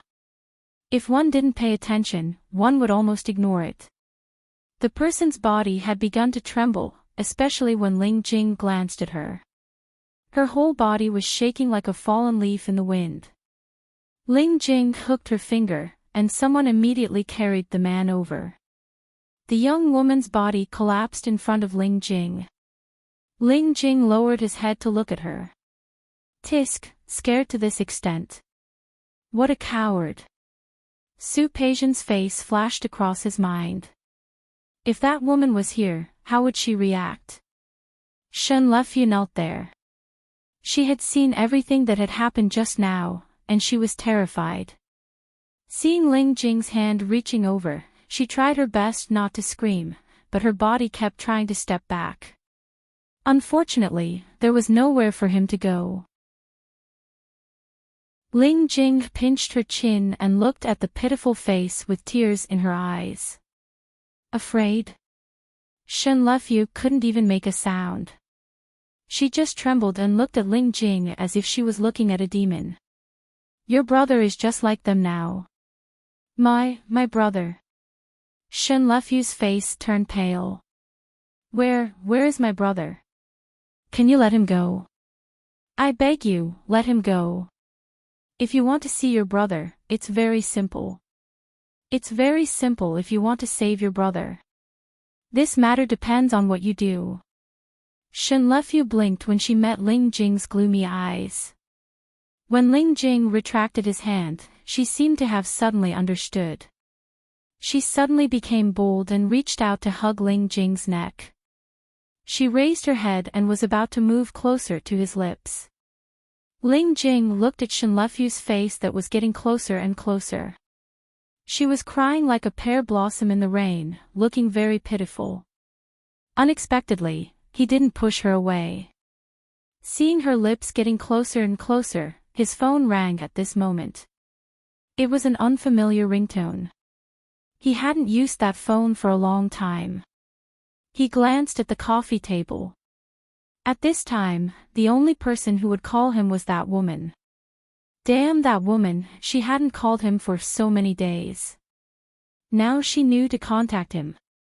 He ignored her. He looked at Shen Lefyu, who was stunned and didn't know what to do. The evil in his heart expanded infinitely at this moment. He pulled Shen Lefyu's body up and held her on his lap. He lowered his head and was about to kiss her. When he saw her lips, which weren't considered full and were a little pale, his mind couldn't help but think of Su Peijian's lips. Delicate, bright red, plump, seductive. He tilted his head and kissed Shen Lefyu's cheek. Her skin was not bad. Naturally, the skin of a young girl wasn't bad either. However, compared to Su Peijian, it was a little less delicate. Her skin, nourished by expensive skincare products, was as smooth as jade. The phone had stopped ringing at this time. He stepped back a little and looked at the phone with his eyes half closed. Damn that woman. Was there so little patience? She wouldn't call again after one call. The anger just now was spreading even more. The evil seemed to be unable to be suppressed anymore. He got up and grabbed Shen Lefyu to go upstairs to the room. Shen Lefyu's body trembled. She had clearly made up her mind, but she was still afraid. Ling Jing had only taken 3 steps when his phone rang again. He stopped in his tracks. He turned around and stared at the screen of the phone for a long time. His slightly narrowed eyes were a little fierce. He was still holding Shen Lefyu with one hand. She was dragged a few steps, but because he suddenly stopped, she bumped into his back. Ling Jing didn't have much patience. He turned around and glared at Shen Lefyu.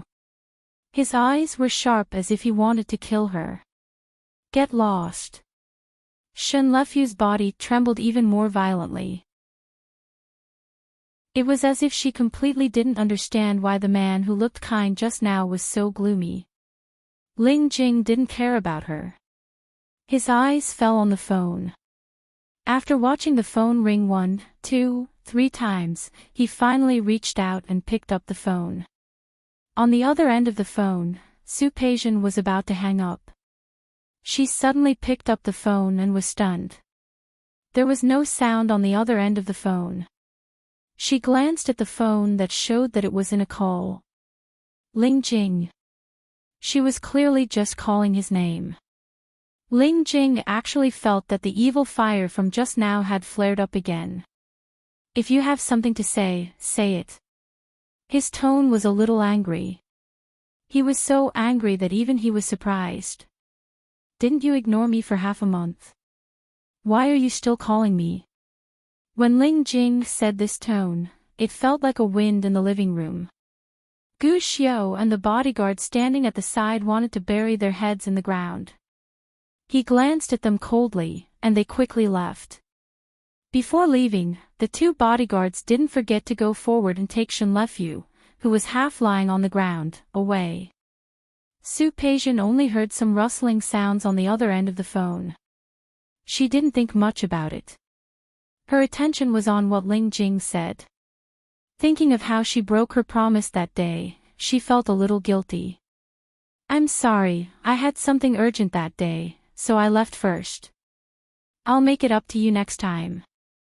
With Su-Peijian's personality, this was a rare apology.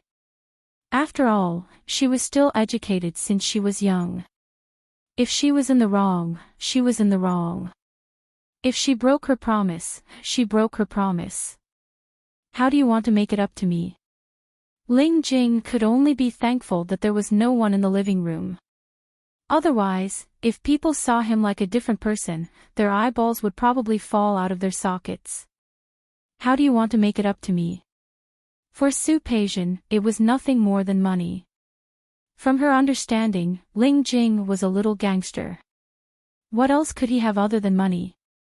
I want you to accompany me for 3 days. Ling Jing thought for a moment and added, I want to go to the hot spring. You come with me. The Ling family had a very famous hot spring club. He happened to be going there to inspect the property in the next few days. Just in time. No. Su-Peijian was very busy now. How could she have the time? Then what else are you talking about? Ling Jing's temper rose. You untrustworthy woman. After Ling Jing finished speaking, he hung up the phone. After hanging up, he still felt that it wasn't enough. He picked up the phone and was about to smash it. Damn woman, he would see how he would deal with her later. The phone rang again. It was still Su-Peijian. Ling Jing pressed it. He was the dignified young Master Ling. A woman like Su-Peijian couldn't play with him whenever she wanted. This time, the phone rang a few times before hanging up again. Ling Jing felt that he couldn't suppress his evil fire anymore. He planned to go to Shenlefeu. Whether she was as beautiful as Su-Peijian or not, she was at least a woman. The phone rang again. This time, it was a text message. There was only one sentence on it. If 3 days won't do, 2 days will do. After sending that message, Su-Peijian didn't call again. It was okay for a pet to throw a tantrum occasionally. But if it was really too much, she wouldn't lower herself. She calmly went to take a shower and tidied herself up. After looking at the report and the previous plan again, she finally went back to her room to sleep. Before going to sleep, she glanced at her phone. There were no text messages or calls. Su-Peijian put down her phone and went to sleep alone. While she was half asleep, she felt as if something was pressing on her. She opened her eyes and found that Ling Jing had come back. Not only did he come back, but he had also taken a shower. His body was still damp, and there was naturally a bit of coldness in the dampness. She pushed him with some dissatisfaction. "Get up, it's cold." "Don't worry, it won't be cold soon." Ling Jing lowered his head and kissed her lips. His actions were rude and forceful. He was used to this, so Su Peijian didn't find it strange. It was just that today, he seemed to be a little more eager than before. What she didn't know was that after she sent those command-like words, Ling Jing almost dropped his phone. His intention was to strangle this damn woman to death. At least he had to teach her a lesson. But who was he? He was Ling Jing, the young master of the Ling family. It was easy to ignore this woman, and it was easy to take revenge on her. But it was not easy to conquer her. If he could make her fall in love with him and then abandon her, Ling Jing felt his blood boil as soon as he thought about it. He really couldn't wait to see the look on this woman's face when she went crazy for him. The body was the first step, and the heart was the second. For the final goal, so what if he took a step back? After all, the real winner would be the one who had the last laugh. So he came again. Although he came, the fire in his heart didn't dissipate easily. He hugged Su Peijian hard, rough, and barbaric, with absolute masculinity. It was a little painful, a little numb, and some other things. Su Peijian half closed her eyes and stepped back uncomfortably. Ling Jing was really a beast in bed. Her slender waist was held tightly in his palm, and her body was twisted into all kinds of angles. She realized one thing in that twisted state. Ling Jing couldn't be in a bad mood, could he? When Su Peijian sat in the Cadillac, she only looked at the road outside and then closed her eyes again. She got up very early. However, as soon as she had breakfast, she was caught by Ling Jing and taken out of the house.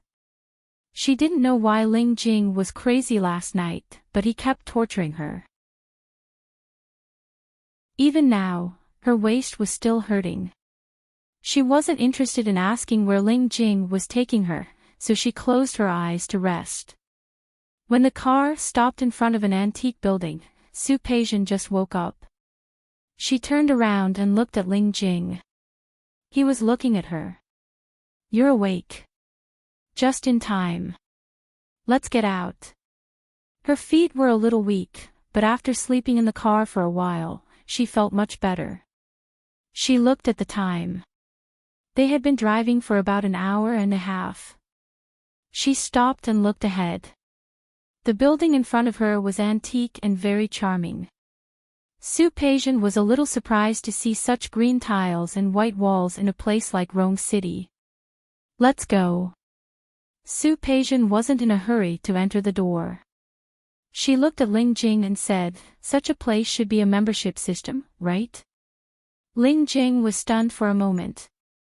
At that time, he only thought that coming here to play could make Su Peijian fall in love with him after relaxing. He had completely forgotten about this. "It's a membership system. However, I have a membership card." His expression seemed a little uncomfortable. "Let's go." Su Peijian stood still.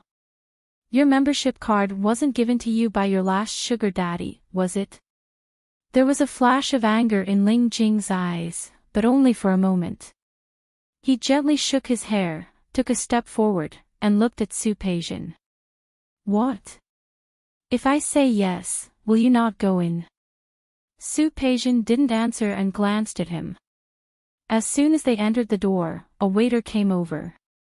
When he saw Ling Jing, there was a flash of surprise in his eyes. Su Peijian wasn't surprised. Since Ling Jing came with the card of a former sugar daddy, it wasn't surprising that the other party knew him. "Hello, madam. Do you have a membership card? Do you have an appointment?" When the waiter met Ling Jing's eyes, he automatically swallowed the latter greeting and stepped forward respectfully to look at Su Peijian. It was Su Peijian's style to be straightforward. She took out a card from her bag and handed it to the waiter. "I don't have a membership card. Can I get one now? Is that okay?" Of course. But madam, what level do you want to get? Our different levels have different fees, and the services you can enjoy are also different. The highest level. Okay, madam. The annual fee here is 1 million yuan a year. The intermediate fee is 2 million. The supreme membership fee is 3 million a year. Are you sure you want to get a supreme membership? Yes. Su Peijian didn't dwell on these small things. After getting the membership, she turned to look at Ling Jing and put the card in her hand. If you want to come next time, use mine. What is this? Ling Jing held the card and stared at Su Peijian's phoenix eyes. You can calculate whatever you want. I just don't like it when you use other women's things to please me. That made her feel disgusted. Chapter 838. Su Peijian's reaction was to raise her eyebrows and not look at him at all. Jealous? Would she be jealous of him? Was it necessary for her to be jealous of a man she could buy with money? Let's go. The membership fee was high for a reason. The environment here was really good.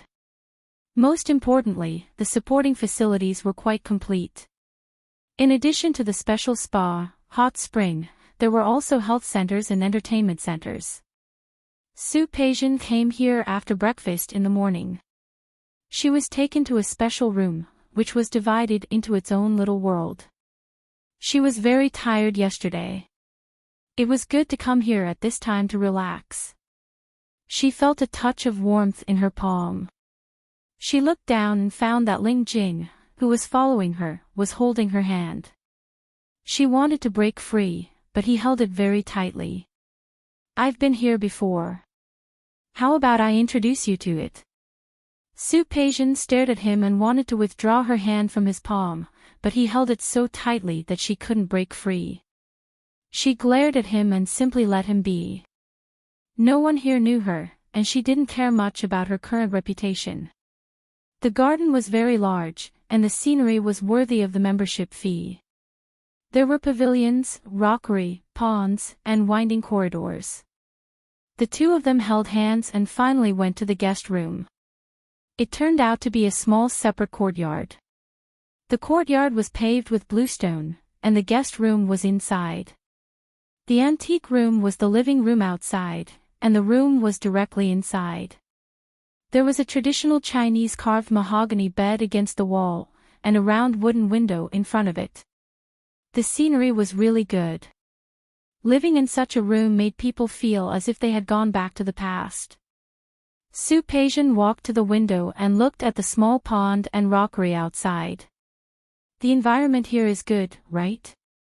Su Peijian turned around and her eyes fell on Ling Jing's face. You haven't slept in this bed with your former sugar daddy, have you? Of course not. Ling Jing put his arm around her waist. Although it's not my first time coming to this club, it is indeed my first time here. And I've only been here with you. Su Peijian's face was indifferent, and it was obvious that she didn't believe it. I'm telling the truth. When I came here before, the hot spring had just opened, and this place hadn't been built yet. Su Peijian didn't speak, and Ling Jing bit her cheek angrily. You don't believe me. To believe or not to believe? What was the difference? He had other women, and she had other men. There was nothing to say. This bed is very sturdy. Do you want to try it? Ling Jing hugged her waist, hinting at her. Su Peijian looked at him coldly. I'm hungry. I'm hungry too. Ling Jing's hands started to get naughty, and Su Peijian slapped them away. I'm serious. He was also serious. However, Ling Jing thought of what she did last night and raised her eyebrows. Okay, then let's go eat first. The cafeteria of the club was next to the guest room. There was a huge Chinese restaurant on the first floor, and the private rooms were on the second floor. There was an open-air pavilion at the back, with a layer of muslin circling the edge. It looked very artistic. You could walk through the corridor and go to the water pavilion to eat. However, it was too cold now, and Ling Jing's suggestion was rejected by Su Peijian. The wind was too strong and the temperature outside was too low. She was not interested. Today, Ling Jing was rarely talkative and went to the second floor with her. The dining table was near the window. From here, one could see most of the scenery in the garden. Looking carefully, it was really not worse than the Jiangnan garden that she had been to before. A cup of tea appeared in front of her, and Su Peijian glanced at Ling Jing. Today, Ling Jing was undoubtedly very attentive. This kind of attentiveness made her a little unaccustomed. Once upon a time, she had no lack of such attentive people around her. At that time, Su Peijian had many such attentive people around her. Those people all had their own motives. In this regard, Ling Jing was more direct than those people. It was a straightforward ambition to curry favor with a financial backer. The dishes here are very good. There are chefs from the 8 major cuisines who can cook. Among them, there are 2 chefs whose ancestors were royal chefs. As they spoke, the waiter had already begun to serve the dishes. The dishes were served with high-quality bone china. The quality was extremely beautiful, and each portion was not much. But they all looked and smelled good. I specially ordered this stewed black chicken with monkey head mushroom for you. This soup is very good for women. Ling Jing waved the waiter away, and he personally filled a bowl of soup for Su Peijian and put it in front of her. This cherry pork is said to be Cixie's favorite dish. Try it. Su Peijian looked at Ling Jing attentively serving her food, and she was in a trance for a moment. It was indeed a long time. She hadn't seen this kind of simple flattery for a long time. Xiang Kaiping was very good to her, but that kind of kindness was mother-daughter love, and there was also some guilt and compensation. She actually didn't like the flattering look in Xiang Caiping's eyes every time. She was an elder, and her flattery always made her feel pressure. Ling Jing's flattery was different. It was very simple, and this kind of flattery would make her feel no burden. Thank you. It was rare for Su Peijian to thank Ling Jing. Ling Jing smiled. There was a flash of pride in his eyes. When he, young Master Ling, wanted to flatter someone, wasn't it a matter of minutes? The dishes were indeed good. Su Peijian was in such a beautiful scene, tasting the delicious food, and her mood was indeed much better. After dinner, the 2 of them went back to the room to take a nap.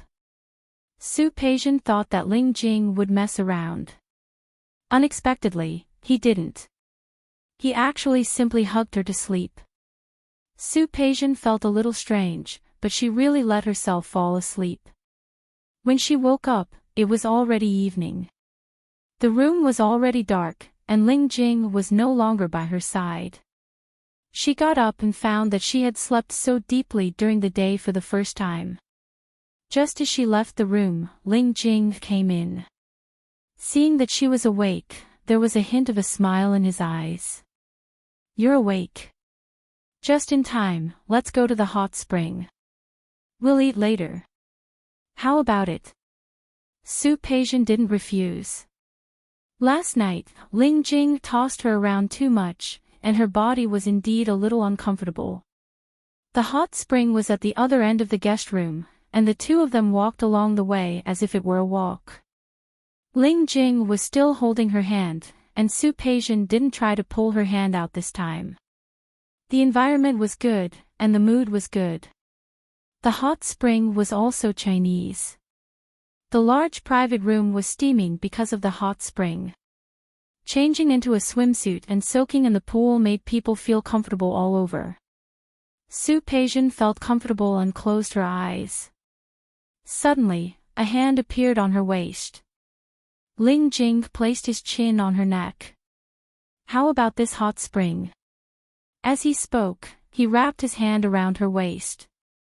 Do you want me to make you more comfortable? Su Peijian frowned, but Ling Jing began to massage her shoulders. She turned around and glanced at him. Ling Jing's long and narrow eyes were filled with smiles. The room was filled with Chinese palace lanterns. The light was dim and yellow, and people looked a little hazy in the water vapor. The man's appearance was seductive. At this moment, when he smiled, Su Peijian actually felt a little thirsty. Ling Jing's hand exerted force on her shoulder. It was neither light nor heavy, and the strength was just right. Su Peijian withdrew her gaze and felt her body slowly relax under his massage. Something began to spread with the movement of Ling Jing's hand. It was so subtle that it was hard to notice. Is it comfortable? The man's lips brushed past her neck, and she subconsciously shrank her neck. The hand on her back moved to her waist, and the man's palm was extremely hot. She suddenly felt as if there was a fire burning where he had touched.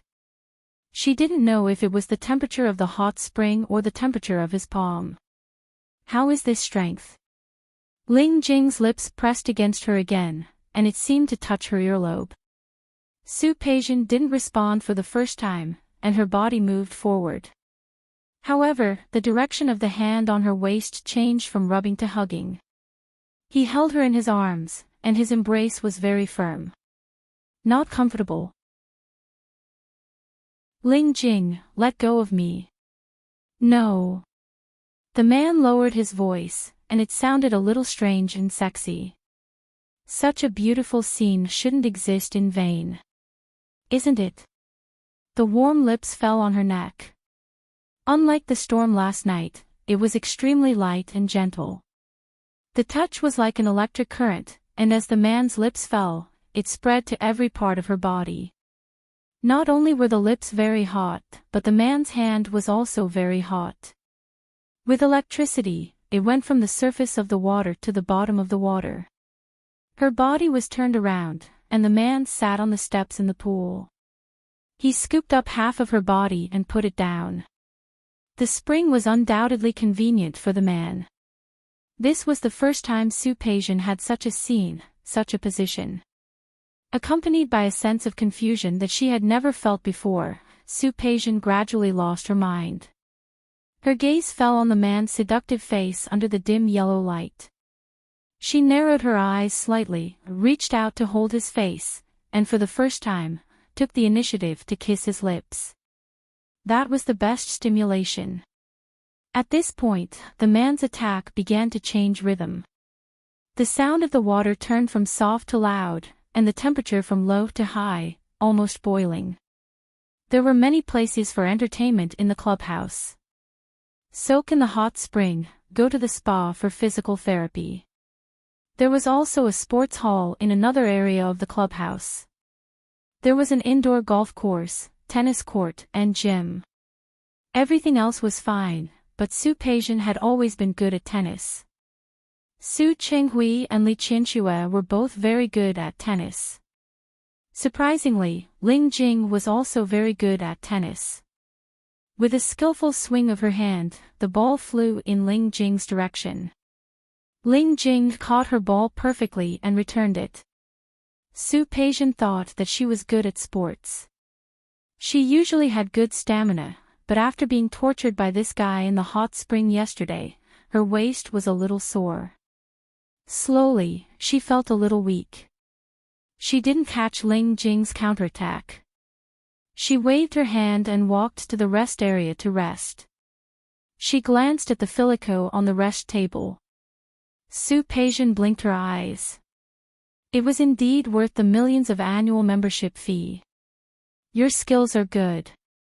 But your stamina is too poor. Ling Jing followed her over with a smile in his eyes. He had been smiling more in the past 2 days. Su Peijian glanced at him and looked away. When the man smiled, the corners of his eyes were raised, and there seemed to be stars in his eyes. It added a bit of a devilish temperament. Men can sometimes mislead people. You have to exercise more next time. Ling Jing's words made Su Peijian finally look at him. If you hadn't gone too far last night, I wouldn't have lost to you today. You are really confident in yourself. Ling Jing held his chin with one hand and raised his eyebrows to look at the pride on Su Peijian's face. I don't think I went too far last night. After all, you were so enthusiastic. I can only return the favor and be more enthusiastic. Even though Su Peijian didn't care about her reputation and other people's words now, this kind of thing still made her uncomfortable when Ling Jing said it out loud. Did I say something wrong? Ignoring the hint in his eyes, Su Peijian looked at the time. When are we going home? She had been playing for 2 days, and she had to go back to the company tomorrow. The company's affairs, including the project Su Qinghui was working on at hand. Su Qinghui had already returned to Lin City. As one of the people in charge, she naturally had to keep an eye on him. Let's stay for another day and go back tomorrow. Ling Jing said rather shamelessly, anyway, we're already here. Isn't it good to completely relax? Ling Jing. Su Peijian stared at his face and didn't want to joke with him. I said I would accompany you for 2 days, and now it's already been 2 days. Tisk, Ling Jing looked at her cold face and thought of how passionate this woman was in bed and how cold she was when she got out of bed. He had the urge to let her show such a passionate and uncontrollable side during the day. He got up and walked to the chair Su Peijian was sitting on. The lounge chairs in the club were very wide. He successfully squeezed half of his body into it, and then he took the opportunity to circle her into his arms. Why do I feel like I'm accompanying you? His lips gently rubbed her neck, and his voice was very soft. Look, you're here to soak in the hot spring and have a spa. You usually go to work every day, and you're so tense. It's rare to have such relaxation. Tell me, are you accompanying me, or am I accompanying you? When he kissed her, Su Peijian subconsciously shrank her body. Ling Jing, let go of me. Do you admit that I'm actually accompanying you? Ling Jing insisted on an answer. In the past 2 days, Su Peijian had indeed been very relaxed, so relaxed that she allowed Ling Jing to be so intimate with her in such a public setting. He looked around. Fortunately, this place was very private, and no one else was walking here. When his lips fell on her earlobe, Su Peijian finally couldn't bear it anymore. She turned around and avoided his kiss. Isn't it right for you to accompany me? Ling Jing choked and looked at the calmness on the woman's face. He somewhat wanted to strangle her. However, he endured it. He understood that a little impatience would spoil great plans. He curled his lips, raised his hand, and gently stroked her lips, watching her full lips become more and more delicate because of his movements. Yes, it's right for me to accompany you. But I think I've done much more than accompanying you in the past 2 days. Don't you think you should give me some reward? Reward? Su Peijian frowned slightly. Without waiting for her to speak, Ling Jing pointed his finger on her lips. Don't mention money, or I'll be unhappy. Then what do you want? She had indeed been very relaxed these past 2 days. In fact, from the time she was imprisoned to the time she had been released from prison, this was a rare time for her to relax. In this regard, Ling Jing was right. Chapter 839. Su Peijian looked at Ling Jing's face and believed that he wanted more, so she didn't object. All right. Ling Jing smiled again. This man's appearance was indeed very deceptive. When he smiled, it always made people feel as if the clouds and fog had dispersed. Su Peijian closed her eyes and suppressed the strange feeling in her heart. As the eldest daughter of the Su family, she had seen countless men. How could she be bewitched by a man's appearance? Not to mention the appearance of a hooligan. So what if he had a good appearance? It was just a face. Ling Jing didn't argue with Su Peijian to the end. At night, the car drove into the parking lot of Rome Park. After playing for 2 days, Su Peijian was a little tired. It was mainly because Ling Jing was too good at making trouble. He seemed to have endless energy. Day and night, whether it was in bed or out of bed, she was full of energy. In this aspect, he was qualified to be a gigolo. Su Peijian looked at the person in front of her, and there was a flash of surprise in her eyes. "Why are you here?" She had been following up on the case left by Su Qinghui. The person sent by the other party was the vice president of the company. Before that, it was the president of the other party who personally contacted Su Qinghui. The CEO of the company said that he had something to do these few days, so Su Peijian didn't think in that direction. Today, when he saw the visitor, he was surprised to find out that the president he was talking about was Lin Feixing. "Yes. I only found out after I joined the company." Lin Feixing wore a faint smile on his face. When he entered the company, he saw the report brought by the vice president, as well as a new round of proposals. When he saw Su Peijian's name, he was pleasantly surprised. "I didn't expect President Su, who we've been talking about cooperation with, to be your father." "What a coincidence. I didn't expect that either." In fact, Su Qinghui seemed to have mentioned it once before. However, at that time, she was a little absent-minded and focused on the cooperation with the other party. Naturally, she did not notice the name that was mentioned only once. Lin Feixing smiled. His eyes were filled with surprise. "It's not just a coincidence, it's also fate. Since we are so fated, why don't we have lunch together?" "Sure." Su Peijian didn't reject it. In fact, Lin Feixing had been sending her messages from time to time in the past few days. Out of politeness, she would reply. There was no further contact, nor was there any ambiguity between them. It was just like making a new friend. She was surprised to see Lin Feixing here. The vice president and secretary of the other party immediately entered the conference room. The two of them had a tacit understanding. They didn't talk about what had happened before.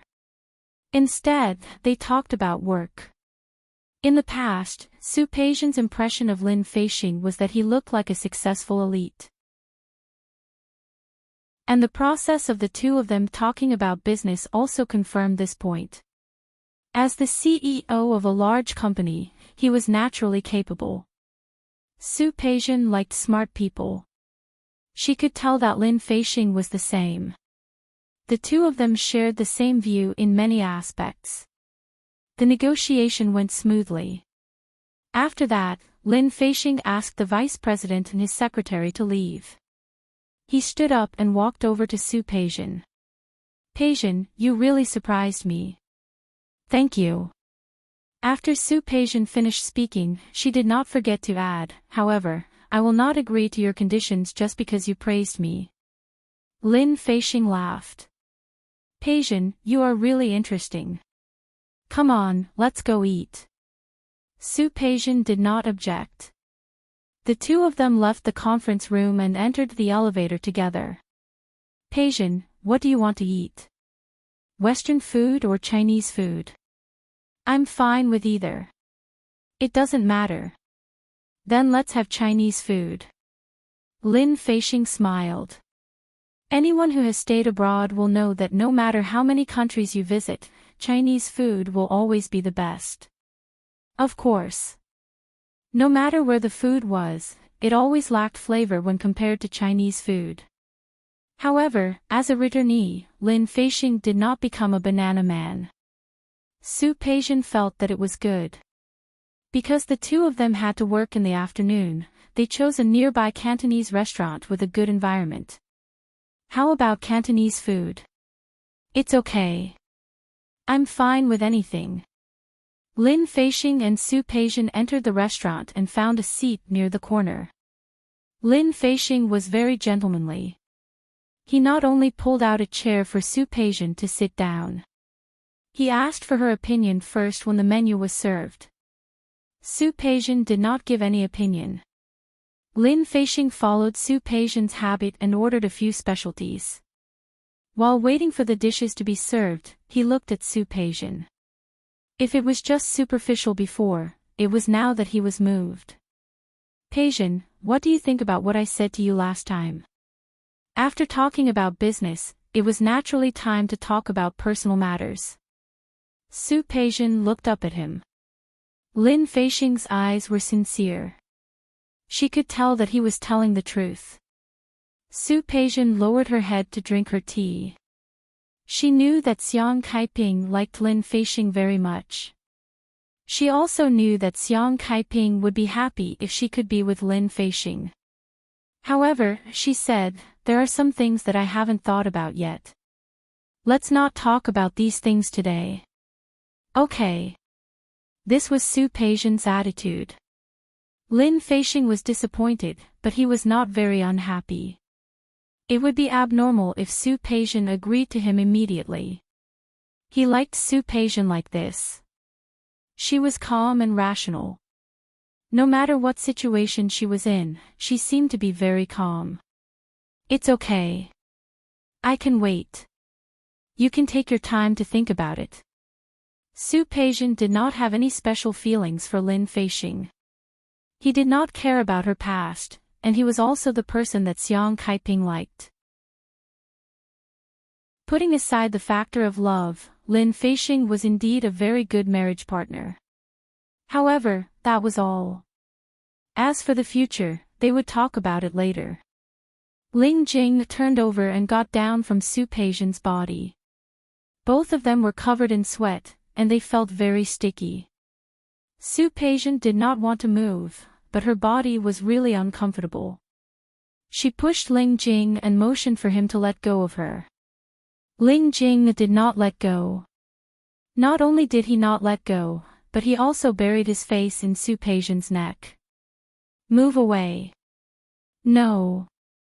Ling Jing held her waist and leaned over to kiss her lips. I don't want to. Ling Jing, you haven't fulfilled the conditions you promised me last time. What do you want? Ling Jing supported his body with one hand and stared at her face with burning eyes. Tomorrow is the weekend. How about spending 2 more days with me? No. I'm not free. Part of the project they were currently working on was overseas. She had a business trip tomorrow. You're not free on the weekend. I already said that your company will not collapse if you don't go to work for a day. Ling Jing. I have a business trip tomorrow. I'm not playing. Business trip. Ling Jing narrowed his eyes. What was there to go on a business trip in her small department store? Where are you going? Could it be that she wanted to leave him behind again in the name of a business trip? Ling Jing was inexplicably unhappy with this thought. Chapter 840. Where are you going? With whom? His possessive tone made Su Peijian frown. She realized that Ling Jing was getting more and more greedy since he went to the hot spring with her last time. Su Peijian didn't like his possessiveness, not to mention anything else. Who I go with and where I go have nothing to do with you, right? How can it have nothing to do with me? Ling Jing clasps her waist and is very dissatisfied with her move of distancing herself. Anyway, you are also my woman. Naturally, you have the right to ask, right? I am your woman. Su Peijian's expression didn't change, but there was a hint of sarcasm in her eyes. Are you sure? She belonged to herself and didn't belong to anyone else. Aren't you? Su Peijian pulled his hand away from her waist and prepared to get up. Ling Jing, you seem to have forgotten your identity. She hadn't said those words in a while. During this time, the two of them had a tacit understanding. Su Peijian didn't spend much time with Xiang Kaiping in the villa. She had been busy with work recently, and Xiang Kaiping knew that she would go to the company when she wanted to see her. Su Peijian spent almost every day with Ling Jing in the hot spring for more than half a month. No matter what Ling Jing's motive was, he was really good to her. He took care of her emotions and feelings in every way. She enjoyed this kind of simple relationship and also enjoyed being with Ling Jing every night. She admitted that Ling Jing was quite a good lover who could always make her feel relaxed and happy. But wasn't that Ling Jing's duty? Since he was the man she spent money on, shouldn't he put her first in everything? She didn't think there was anything wrong with her thinking. But Ling Jing's current behavior made her realize Ling Jing's greed. She didn't like it. Ling Jing thought that he had been unprecedentedly patient and flattering Su Peijian during this period of time. He was the dignified young Master Ling. When had he been so careful to flatter a woman? If it weren't for his own purpose, he would have killed a woman like Su Peijian in minutes. It was just a matter of waving his hand. Who am I? He couldn't control his anger. He held Su Peijian, who was about to leave, again and pressed her under his body. Tell me, who am I? You've, Ling Jing in front of her made Su Peijian feel danger. Her intuition told her to escape now. But she didn't have the chance. Ling Jing lowered his head and began to bite Su Peijian's lips. He had never been a gentle lover. Most of the time, she acted according to her own will. Attack, plunder, barbaric strength, rude treatment. I am your man. He demanded fiercely, not giving her a chance to escape at all. Su Peijian, I hope you remember that I am your man now. Lunatic. Su Peijian struggled. Let go of me. The only response she got was Ling Jing's endless suppression and demands. That night, Ling Jing was like a crazy beast. The young man's stamina and energy were always frighteningly good. Su Peijian was no match for him and was defeated by him. Ling Jing did not stop because of her concession, but more and more wanted to conquer her. After finishing it in the room, he carried her to the bathroom to clean up and did it again. When he came out of the bathroom, he didn't wait for her to dry off and pressed her down on the sofa in the room again. In the end, Su Peijian almost lost consciousness. The last thought that remained was that she wanted to break off the relationship. Su Peijian didn't have time to break off the relationship with Ling Jing. The next morning, she couldn't get up at all. The weather in Rome City was getting warmer, but it was still very cold at this time. Ling Jing carried her in the bathroom and didn't help her dry the water on her hair in time. Su Peijian, who had been tossed around for a long time, was sweating all over. Ling Jing woke up early in the morning and didn't realize that he was still angry about yesterday's incident. He had already decided that yesterday was just the beginning. He had to let this woman know how powerful he was. He was still thinking about how to deal with Su Peijian when he found that something was wrong with Su Peijian. Her breathing was heavier than usual. When he touched her, he found that her temperature was also higher than usual. Ling Jing finally realized that Su Peijian was sick. Staring at Su Peijian on the bed, whose face had turned red because of the fever, Ling Jing paused for a minute and finally had a reaction. Instead of sending Su Peijian to the hospital, he called the Ling family's private doctor. Fever, 39.5 degrees. Give her an injection to reduce the fever, and she'll be fine after taking some medicine. The doctor looked at Su Peijian on the bed. He wasn't sure what the relationship between the other party and the young master was, but he didn't ask much. Then hurry up and give it. Okay. Su Peijian was unconscious of the fever. Someone gave her an injection. She felt the pain and frowned slightly. At that moment, no coldness or arrogance could be seen on her face. Her little face was burning red, and her brows were slightly furrowed. Her whole body revealed a vulnerability that Ling Jing had never seen before. After sending the doctor away, Ling Jing looked at the medicine left by the bedside. It was rare for him to be kind. He went to the kitchen to pour a glass of water. He wanted Su Peijian to take the medicine. Su Peijian didn't cooperate at all. Her mouth was tightly closed, and she had no intention of opening it. Ling Jing stared at her face for a long time. Because of the fever, Su Peijian's lips were a little redder than usual. At this time, Ling Jing had no other thoughts. After thinking about it, he forced the medicine into her mouth. After drinking some water, he lowered his head and poured it into her lips. The warm water entered her throat, and the medicine was swallowed by Su Peijian unconsciously. After feeding her, Ling Jing realized what he had done. He put down the cup and stared at Su Peijian with hatred. "Damn woman, how dare you ask me to serve you? You really don't want to live. When you recover, I will teach you a lesson." As he said so, he got up and wanted to ask someone to bring some digestible food. With Su Peijian's current physical condition, she could only drink porridge or soup. Before she could call for help, Su Peijian, who was sleeping on the bed, had sweat all over her forehead. She was sweating profusely and kept talking in her sleep. Her head shook slightly, and her face was full of pain. Ling Jing, who was about to leave, stopped. He stared at Su Peijian's face and seemed to be unsure. Su Peijian. Su Peijian didn't respond to him. She was trapped in a nightmare and couldn't get out of it. Ling Jing didn't want to pay attention to her, but Su Peijian raised her hand at this time. He didn't know what she was dreaming about, but she gently waved her hand in the void. Only then did Ling Jing realize that Su Peijian seemed to be talking in her sleep.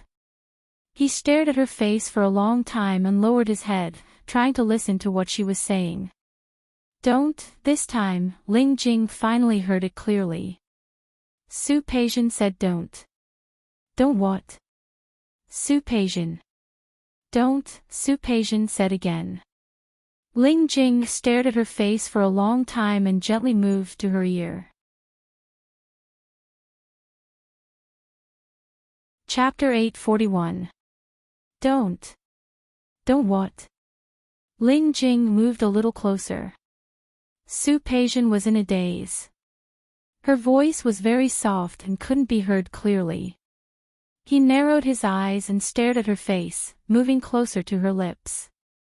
Because of her fever, her breath was hot. He was waiting for her to speak, but she didn't. When he got up and was about to leave, Su Peijian began to talk in her sleep again. "Don't, Dad. Don't, Mom. Why? Why?" She finally heard the last few sentences more clearly, but Ling Jing was startled.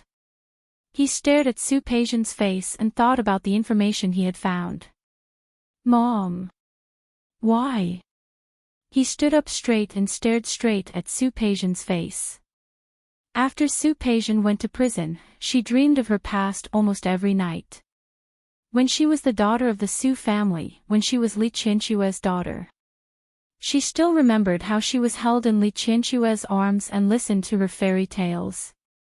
She also remembered how Li Qianxue carefully cultivated her, from music, chess, calligraphy and painting to business and economics. She still remembered how Li Qianxue thought about her and arranged a marriage with Qiu Yanbo for her. She thought it was the best marriage. She also remembered how Li Qianxue and Su Qinghui stayed by her bed when she was sick, afraid that she would feel uncomfortable. Those memories were so deep that unless Su Peijian lost her memory, she couldn't get rid of the first 20 years of her life. But later, she served her sentence in prison day after day. She waited day after day, but other than Xiang Kaiping, Li Qianxue didn't come. She understood. She couldn't go back. She could never go back. She couldn't get back what she had lost. Everything she once had became someone else's. It had nothing to do with her anymore. She still remembered when she celebrated her first birthday in prison.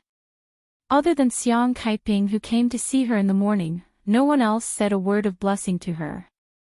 Her birthday in the first year would be the grandest event in Lin City. She would receive countless expensive gifts, and countless people who wanted to establish connections with the Su family and the Li family would come to congratulate her. Most importantly, she would have her parents, grandfather, and brother, Su Yusin, at her birthday party.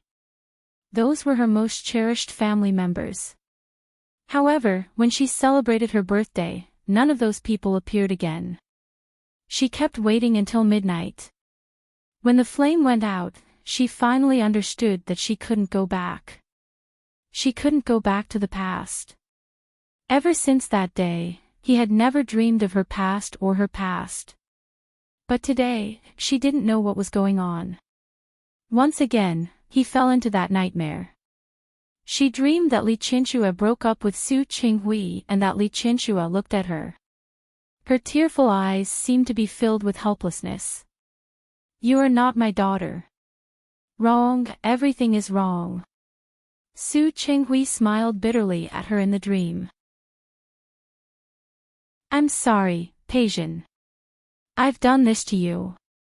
Peijin, forgive me. Peijin, I'm sorry." Su Qinghui's voice was like a curse to Su Peijin. Over and over again, it was just to remind her that she was not Li Qinshue's child. So what if she was not a child of the Li family? Could the feelings of more than 20 years be gone just like that? She really didn't understand. In the end, she didn't want to understand either. But maybe it was because of the illness, or maybe it was because of her deepest desire. Su Peijin lay there powerlessly. The softest and most secret part of her body was exposed in front of others at this time. She thought that no one would know, but she didn't know that Ling Jing, who was beside her, had been standing by the bed, staring at Su Peijin's face. Watching her sleep, watching her talk in her sleep, watching her cry in her sleep. Ling Jing subconsciously reached out his hand. Just as he was about to touch Su Peijin's cheek, he suddenly withdrew his hand. He took a step back and stared at Su Peijin's face with an unreadable expression. Su Peijin slept for a long time. When she opened her eyes, it was dark outside. She had a bad headache. She blinked and couldn't tell where she was for a moment. The room was lit up, and the sudden light made her narrow her eyes. Her body was helped up, and there was a warm touch on her lips. Warm water entered her throat, and she swallowed instinctively. It was also at this time that she saw clearly who the person in front of her was. Ling Jing was holding a cup and carefully feeding her water. His eyes were gentle, and at that moment, his devilish face actually seemed to have a hint of gentleness. She was stunned for a moment and didn't respond further. "You're awake, so take the medicine," Ling Jing said. He put the cup in his hand on the bedside table, poured out the medicine, and put it into Su Peijin's mouth. It was bitter. The pill was very bitter. Su Peijin frowned. Ling Jing fed her water again. She was sick, and she took the medicine, so her mouth became more and more bitter. Her delicate eyebrows were knitted so tightly that a mosquito could be squeezed to death. "What's wrong?" Ling Jing looked at her with concern. Su Peijin looked at the gentleness in his eyes. For some reason, she blurted out the word bitter. "Bitter." Ling Jing looked at her, then at the medicine on the side. Suddenly, he leaned over and kissed her lips. She was still sick, and she didn't have any strength in her body. Her mouth was also extremely bitter. However, the man still didn't dislike it at all. He directly gave her a deep kiss. She couldn't react at all, and the fever made her reason slower than usual. All her body could feel was the man's aura, the man's taste. She snuggled weakly in his arms, letting him kiss her wantonly. Until he finally let her go. He gently caressed her lips, his eyes as gentle as water. "It won't be bitter like this, right?" As he spoke, he took a pillow from the side and placed it behind her. I asked Xiao Zhao to come over and cook some porridge. You're sick, so you can only eat something light. Su Peijian didn't say anything. She watched Ling Jing get up and bring her porridge. Before she could reach out to take it, the man had already begun to feed her. It could be seen that Ling Jing had no experience doing this at all. His movements were very clumsy. He didn't even put the spoon in her mouth, but placed it on her lips. The slightly hot temperature made her avoid it. It's hot. Hot. Ling Jing glanced at the spoon, blew on it, and handed it to her again. This time, it wasn't hot. Su Peijian opened her mouth. The porridge was very bland. She had no taste in her mouth now, so it was actually the same no matter what she ate. Just looking at Ling Jing, she suddenly had a strange feeling. His relationship with her was based on money. It was normal for Ling Jing to please her, but he didn't need to do this. Su Peijian kept looking at Ling Jing as the porridge entered her stomach. He was also looking at her. His eyes were focused, and it actually made his usual devilish appearance a lot gentler. At this moment, Su Peijian's usually calm heart had a very imperceptible fluctuation. After finishing the porridge, Ling Jing put the bowl aside. How do you feel? Do you still want to sleep? Su Peijian shook her head. Give me my phone. Phone. Ling Jing thought of the phone ringing just now. He originally wanted to answer Su Peijian's call. In the end, he didn't answer it. A lack of forbearance in small matters would spoil great plans. He was patient and could endure. Holding her phone, Su Peijian looked at Ling Jing with a bit of inquisitiveness in her eyes. There were a total of 10 missed calls on her phone, from Xiang Kaiping, Su Qinghui, and Lin Feixing. After drinking the porridge, she felt much better and called Xiang Kaiping first. Peijian, Feixing said he couldn't find you, so he came to our house. Where are you? Mom, I'm fine. I just put my phone on silent mode and didn't receive any calls. Why is your voice so hoarse? I'm fine. I just have a little cold. You're sick. Xiang Kaiping suddenly became nervous. Where are you? Are you in Rome Garden? I'll come to see you now. Mom, it's okay. I've taken the medicine and it's almost done. I'll be fine after a nap.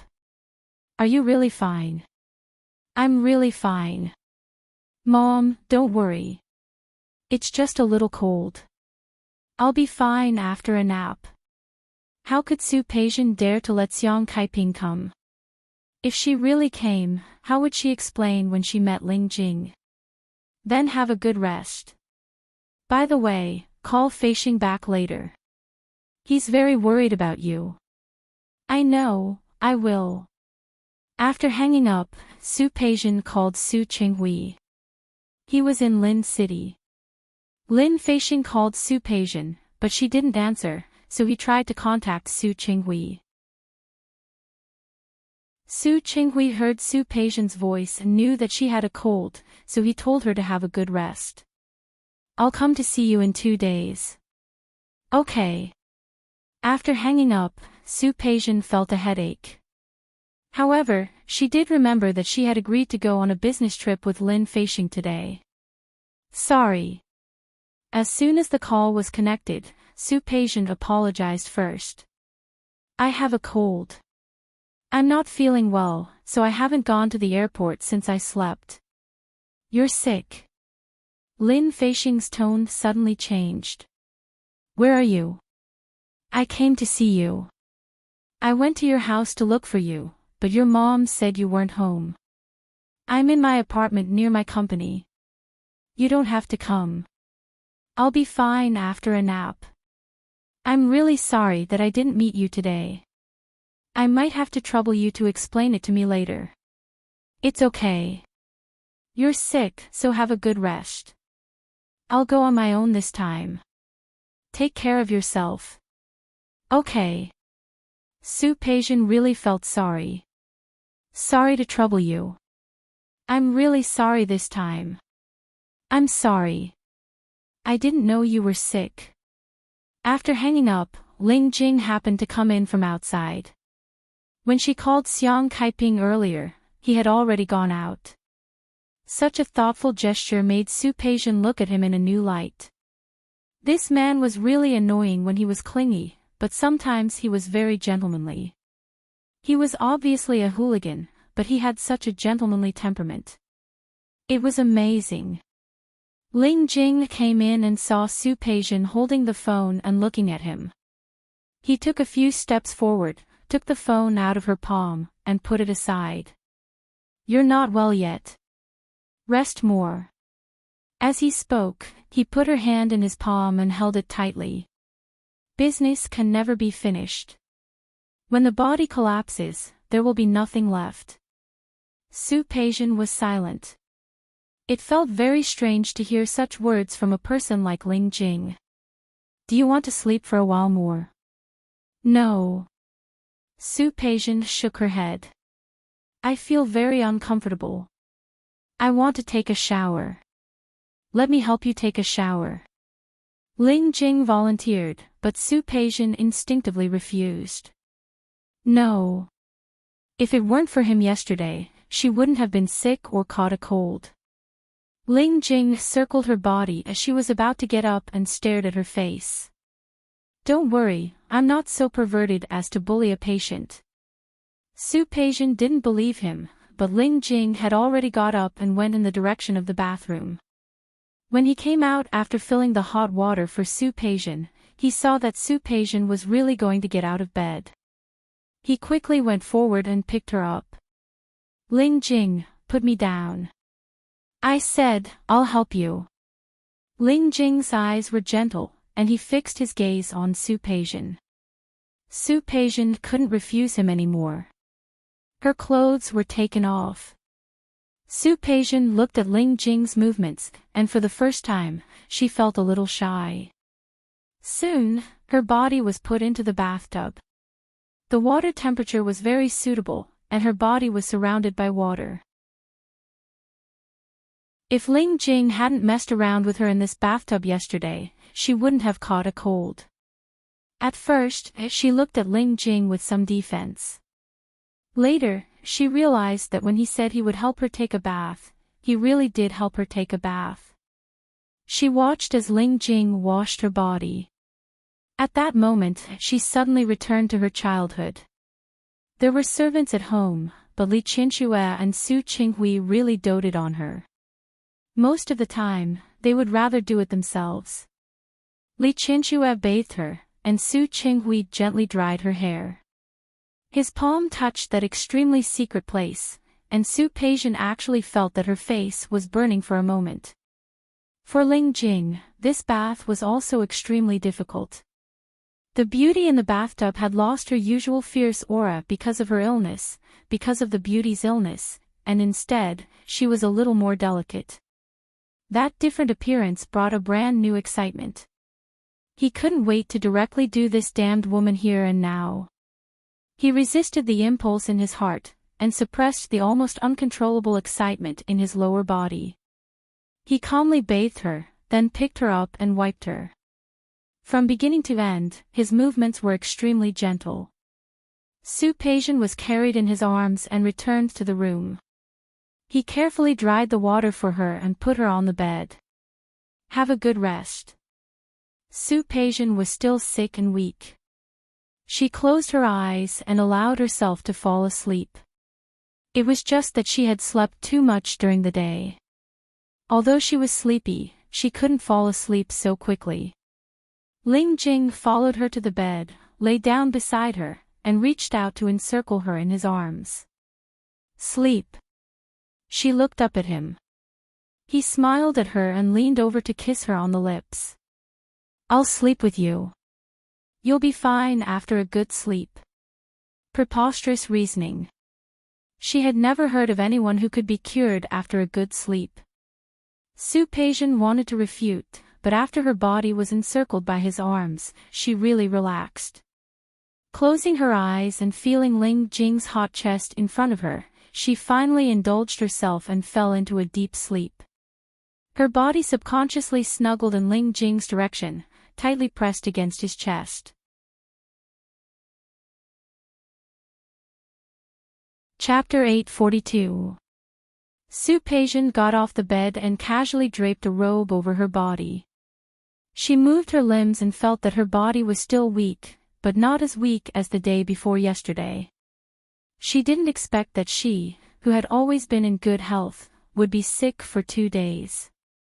He had slept the day before yesterday and the day before yesterday. He was finally in better spirits today. Looking at the calendar, he didn't have to worry about going to work because today was the weekend. After sleeping for 2 days, he was exhausted. She went to the bathroom and turned on the water.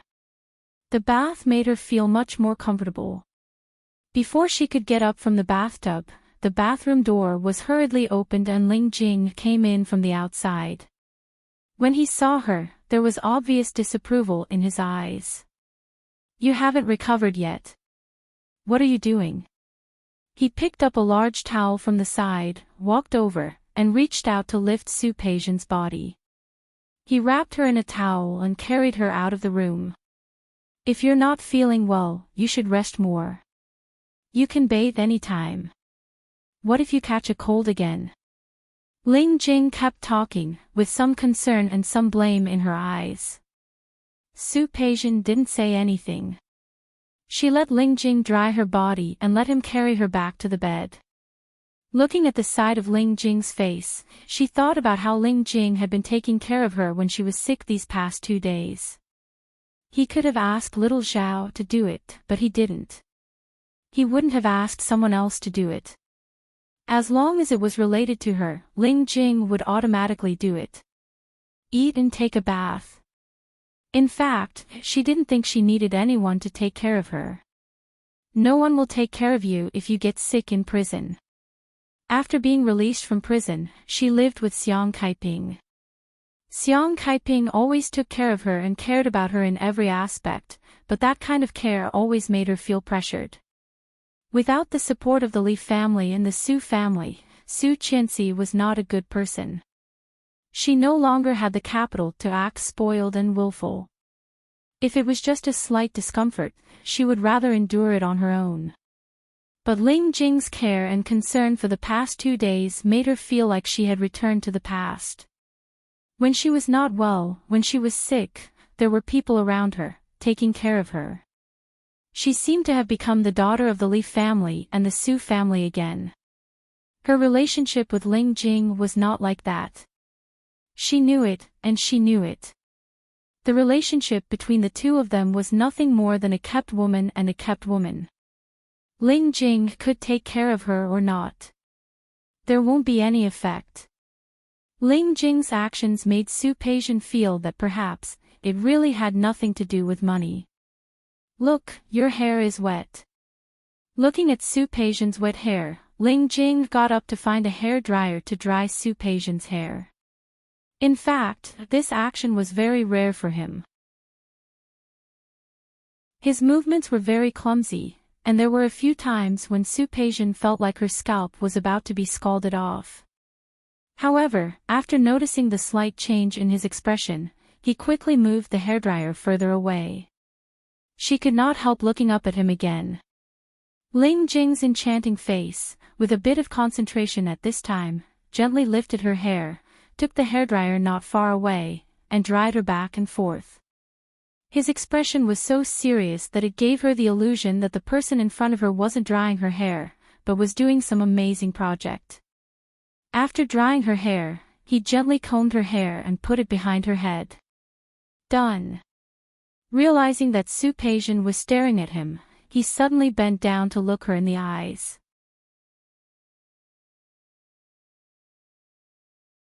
Chapter 843. It would have been better if he hadn't opened his mouth. Su-Peision looked at Ling Jing and suddenly curled her lips. That's not how it should be used. Really?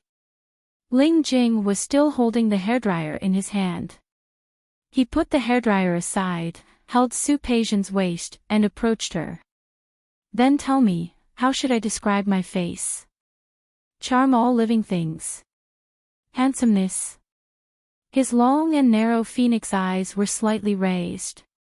When the man smiled, he did have the capital to be bewitching. Su Peijian looked at him and shook her head. As thick as a city wall, bullets can't penetrate it. Ling Jing narrowed his eyes and looked at Su Peijian's serious joke. He suddenly reached out and scratched the back of her waist. The two of them spent more time together, and he knew that she was very sensitive there. You dare to laugh at me? As soon as he made this move, Su Peijian couldn't help but laugh. She twisted her body, trying to avoid his hand. Stop. Ling Jing, enough. Enough. She was still sick, and being treated like this by him, she laughed until she couldn't breathe. Her beautiful face was as red as a pomegranate flower in June. Ling Jing stopped and looked at the woman's charming appearance. Suddenly, he was tempted. He lowered his head and kissed her lips. Before Su Peijian could come back to her senses, she was kissed by him. In front of her was Ling Jing's enlarged face, and his seductive phoenix eyes were filled with her shadow. Her breath stopped, and in the next second, her body was pressed against the bed by him. She was usually no match for him, and now that she was sick, she was no match for Ling Jing. She put her hand on his chest and pushed, but she couldn't. In between breaths, she reached out and held his shoulder. Ling Jing. His breathing was hot, his face was burning, and his heart was beating fast. She shook her head and controlled the wild thoughts in her heart. I'm sick. Don't mess around. I'll infect you. Really?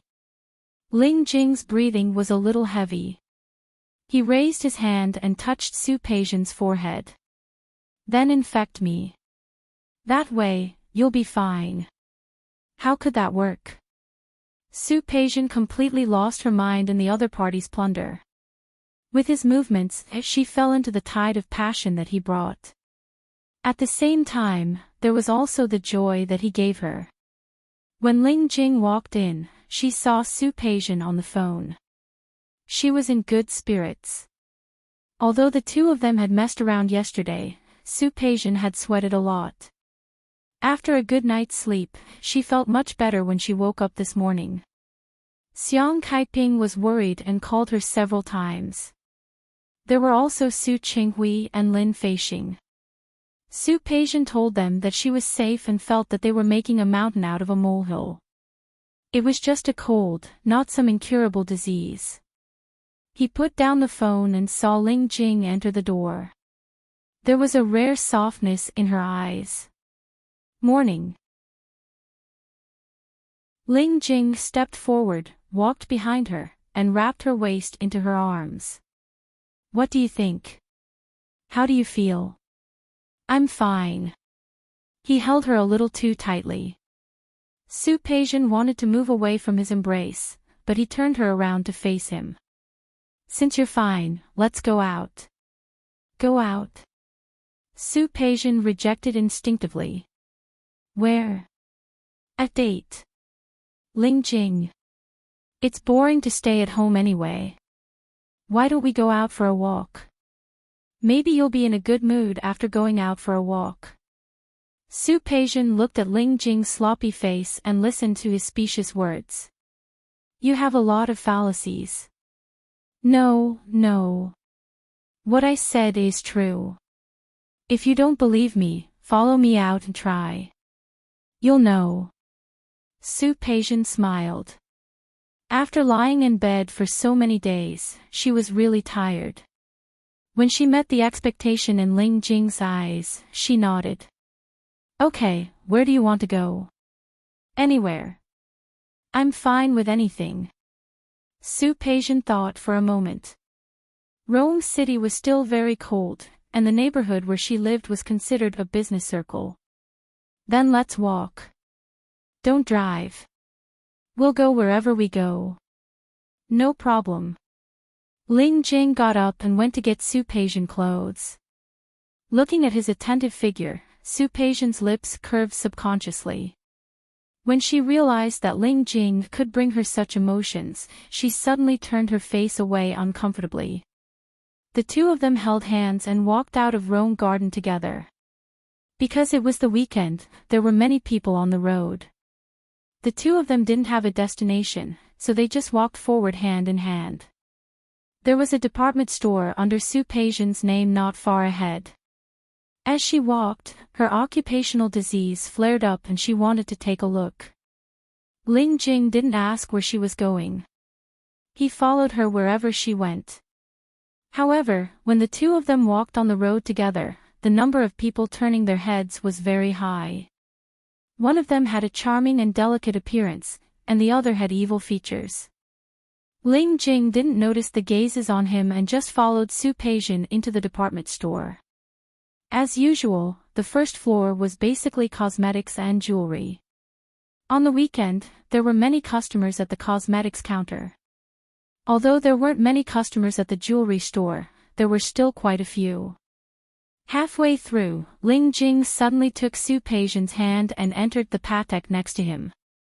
It was the Philippe counter. "You want to buy a watch?" "I'm just looking around." Su-Peijian followed him into the door. She had many of Philippe's watches. They were all in Lin City. In the past, she often received these gifts on her birthday.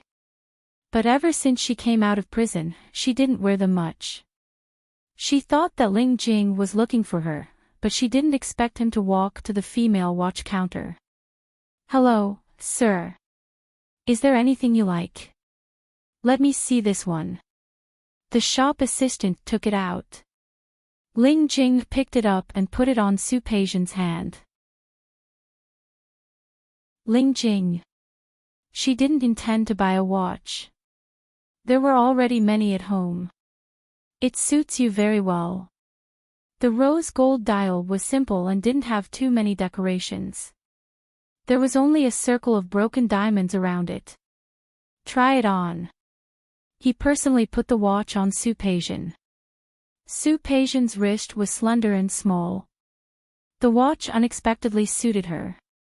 She looked up at Ling Jing, who was holding her hand and admiring it. "It looks good." As he spoke, he took out a card and handed it to the shop assistant. "I'll take this one. Just wear it and leave." Su-Peijian glanced at him. That card seemed to be given to him by her. As if knowing what she was thinking, Ling Jing leaned close to her ear. "Although it's your card, since you gave it to me, it's my money, right?" He was right.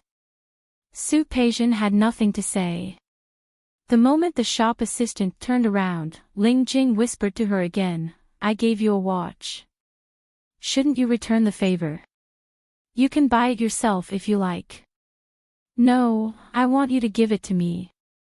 Ling Jing held her hand with a persistent face. "The meaning of your gift is naturally different, isn't it?" Su-Peijian glanced at him and rarely did she refute. Her eyes searched around the counter and finally settled on a classic retro piece with a black surface. "This one. Take it out and let me see." The shop assistant took out the watch and Su-Peijian handed it to Ling Jing.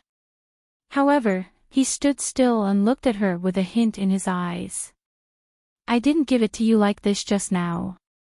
This guy, he was really... Su-Peijian picked up the watch, grabbed Ling Jing's hand, and put it on for him. It had to be said that she had good taste. This watch matched Ling Jing's temperament very well. "Not bad." Ling Jing smiled. He was very satisfied with Su-Peijian's understanding. "I think it's not bad either." Looking at Su-Peijian's slightly smiling face, he suddenly leaned over and kissed her on the cheek. "I like it very much, thank you." Su-Peijian had never behaved like this in public. For a moment, her face was full of uneasiness. She looked around and found that the shop assistants were teasing her. She took out her card as if nothing had happened and handed it to the shop assistant to swipe. Don't worry. Ling Jing shook his wrist. I will definitely wear it well and take good care of it. These words sounded like words of love. Su Peijian didn't want to believe it, but when she met Ling Jing's serious eyes, she inexplicably believed that what he said was true. The entire morning was neither fast nor slow. The two of them walked and stopped from time to time. Later, they got a lot of trophies. Time passed just like that as they strolled around. It was almost noon. Ling Jing looked at the time. Are you hungry? What do you want to eat? Whatever. Let's eat Cantonese food. Something light. You haven't recovered from your illness yet. Su Peijian couldn't help but look at him because of his words. Don't look at me. You can only eat light food now. Su Peijian didn't say anything. The two of them found a good-looking Cantonese restaurant nearby and had lunch. Su Peijian thought that this was the end. She could go home, but Ling Jing dragged her to watch a movie. I don't want to watch it. Since it's a date, we naturally have to do a full set. Let's go. If you don't want to watch it, I allow you to sleep in the theater. Su Peijian was annoyed by his words. Then I might as well go home and sleep. That won't do. You promised to accompany me today. How can you go back on your word? Whether she agreed or not, Ling Jing took her to the theater. She didn't know when he bought the tickets. When they arrived at the theater, he directly picked up the tickets and took her into the theater. Su Peijian hadn't watched a movie for a long time.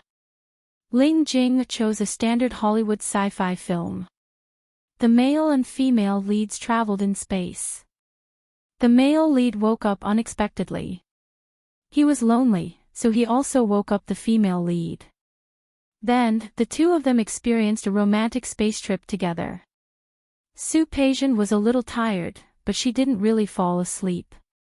After watching the movie very seriously, she found that Ling Jing was the one who fell asleep when the movie ended. He just leaned there with his eyes closed. The stray hair on his forehead hung down, and his quiet sleeping face made him look like an innocent child. They sat in the couple's seat, and there were only two of them. Other people around had already left. Su Peijian wasn't in a hurry to get up. She just quietly watched as she met Ling Jing. The rascal when they first met, the light flirting after he clung to her, the ruthlessness when he was stuck in traffic, and the gentleness when he took care of her when she was sick. Ling Jing, what kind of person are you? There really weren't many things in Su Peijian's life that could make her curious. She was born with wealth that ordinary people couldn't reach, and she also had a family background and appearance that everyone envied. For the first time in her life, she was a little curious about a man. Chapter 844. The credits were already playing on the screen. The interlude was very nice, but the lights were very dim. Ling Jing opened her eyes at this time and looked straight at her. Her hand was still hanging in the air. The moment he opened his eyes, he saw her slender fingertips. His almond-shaped eyes raised slightly. He looked at her with a smile in his eyes. Holding her hand, he didn't care what kind of situation they were in. He opened his mouth and put her fingertips into his lips. Su Peijian had experience, but no one had ever flirted with her like this. She wanted to pull her hand back, but Ling Jing had already gotten up. He bit her fingertips with his teeth without using any force. Instead, he stared straight at her face. Are you trying to take advantage of me? With something in his mouth, his words were a little slurred. Su Peijian wanted to pull her hand back, but he put his other hand on her waist and pulled her into his arms. Su Peijian pulled her fingers out, and Ling Jing grabbed her hand again. He seemed to be smiling very proudly. How is it? Are you mesmerized by my beauty? This person was really shameless. Su Peijian looked at the smug look on his face calmly, her expression not changing at all. If you don't have beauty, how can you be worth 2 million? This woman. TSK, Ling Jing grabbed her hand and bit it again. His eyes were tinged with anger. Do you have to say such disappointing words at this time? I don't think it's disappointing. I think it's the truth. She had indeed bought him with money. Was he afraid that she would say it? Ling Jing looked at her. Just when Su Peijian thought he would be angry, he suddenly kissed her lips forcefully. Crazy. Su Peijian was anxious. They were in a movie theater, and there might be cleaners coming in to clean up later. She struggled for a while, but she couldn't break away from his hand. He kissed her until she was almost suffocated, then he let her go. He stepped back a little and looked at her face. Woman, at least you affirmed my appearance. Su Peijian shook her head, a little disapproving of his thick skin. She got up and wanted to leave, but Ling Jing grabbed her back on his lap and sat her down. You're leaving just like that? What else? I fell asleep and didn't finish watching it. Why don't we watch another one? If you want to watch it, you can watch it here alone. I won't keep you company. Ling Jing knew that it was time to stop. Without insisting any further, he got up and held her hand as they walked away. It was still early when the two of them left the cinema. The weather these few days was pretty good. Although it was a little cold, he was used to staying here, so it was all right. Where do you want to go next? Let's go home. Sure. Ling Jing listens to her saying, go home, and stretches out his long arm to hold her. If you say go home, then go home. Su Peijian was startled when he put his arm around her shoulder. Home. To her, Rome Garden was just an apartment, a place to rest.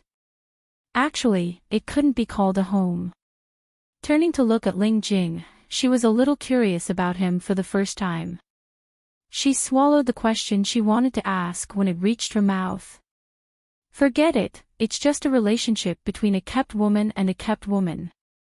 There was no need to ask too clearly. Look at me like this.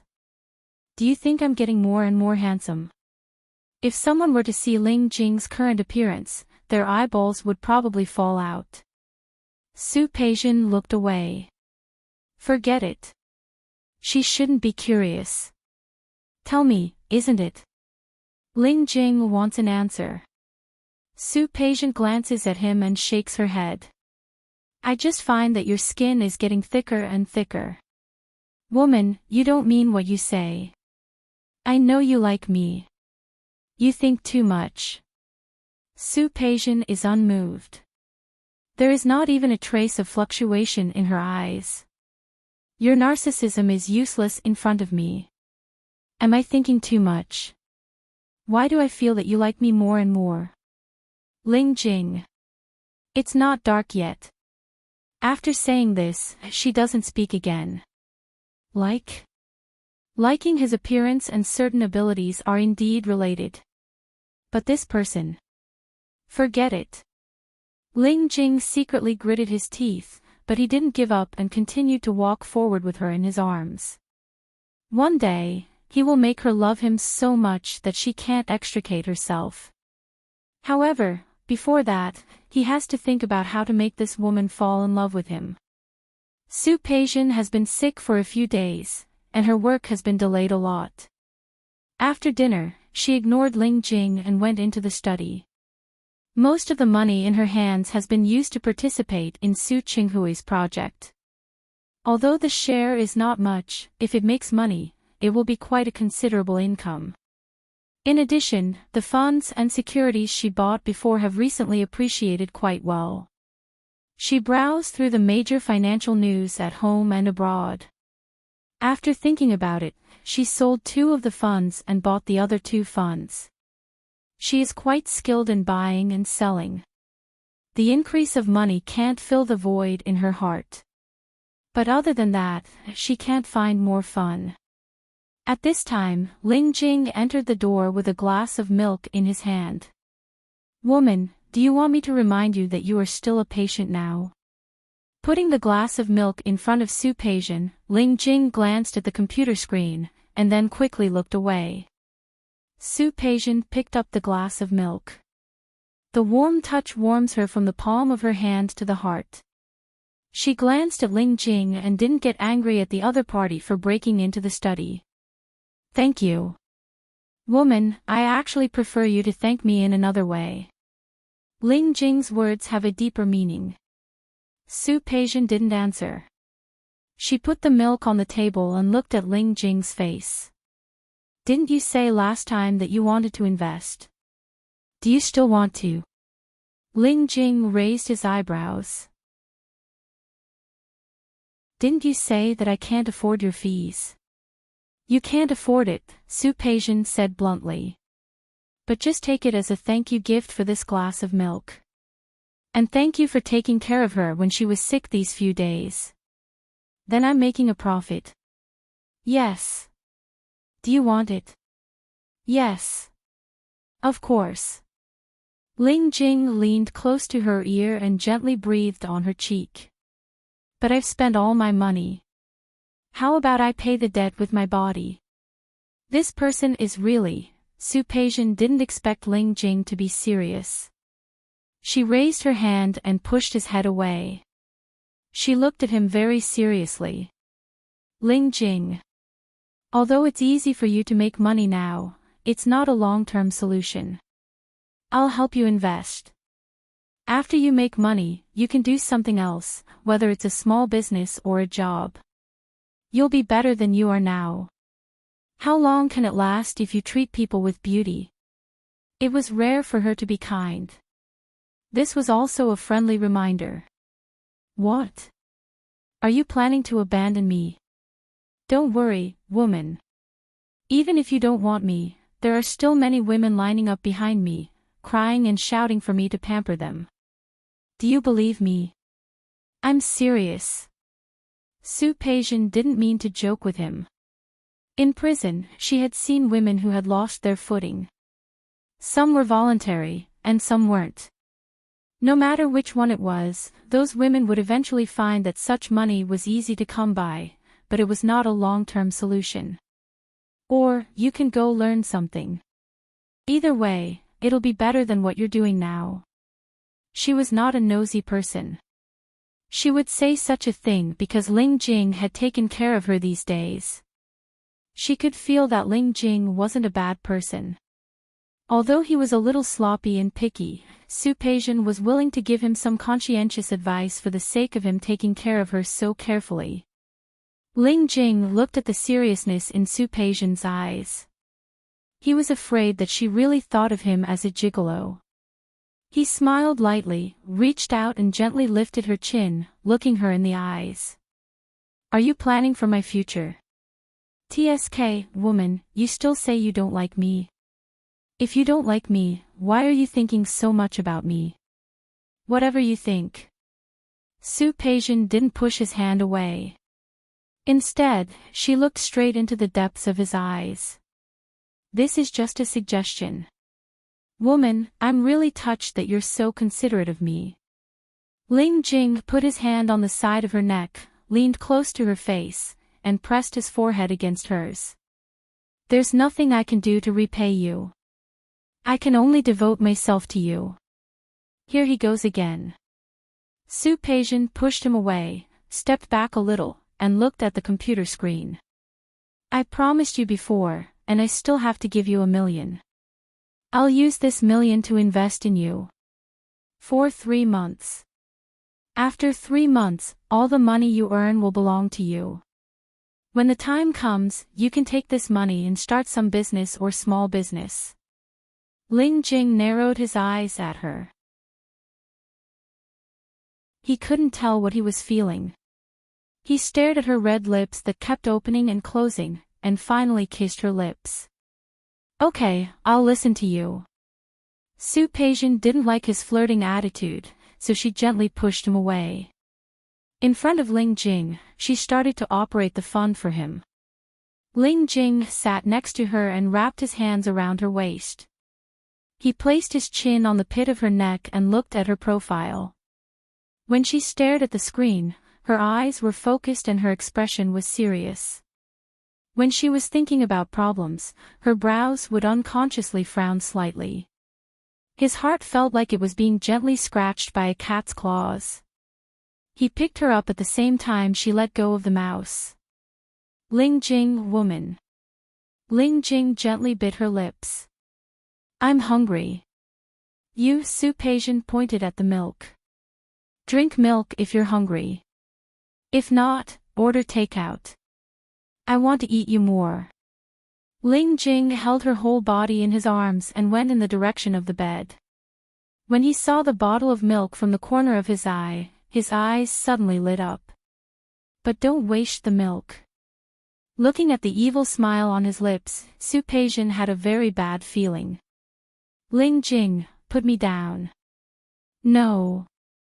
Ling Jing curled his lips, and his eyes became more and more evil.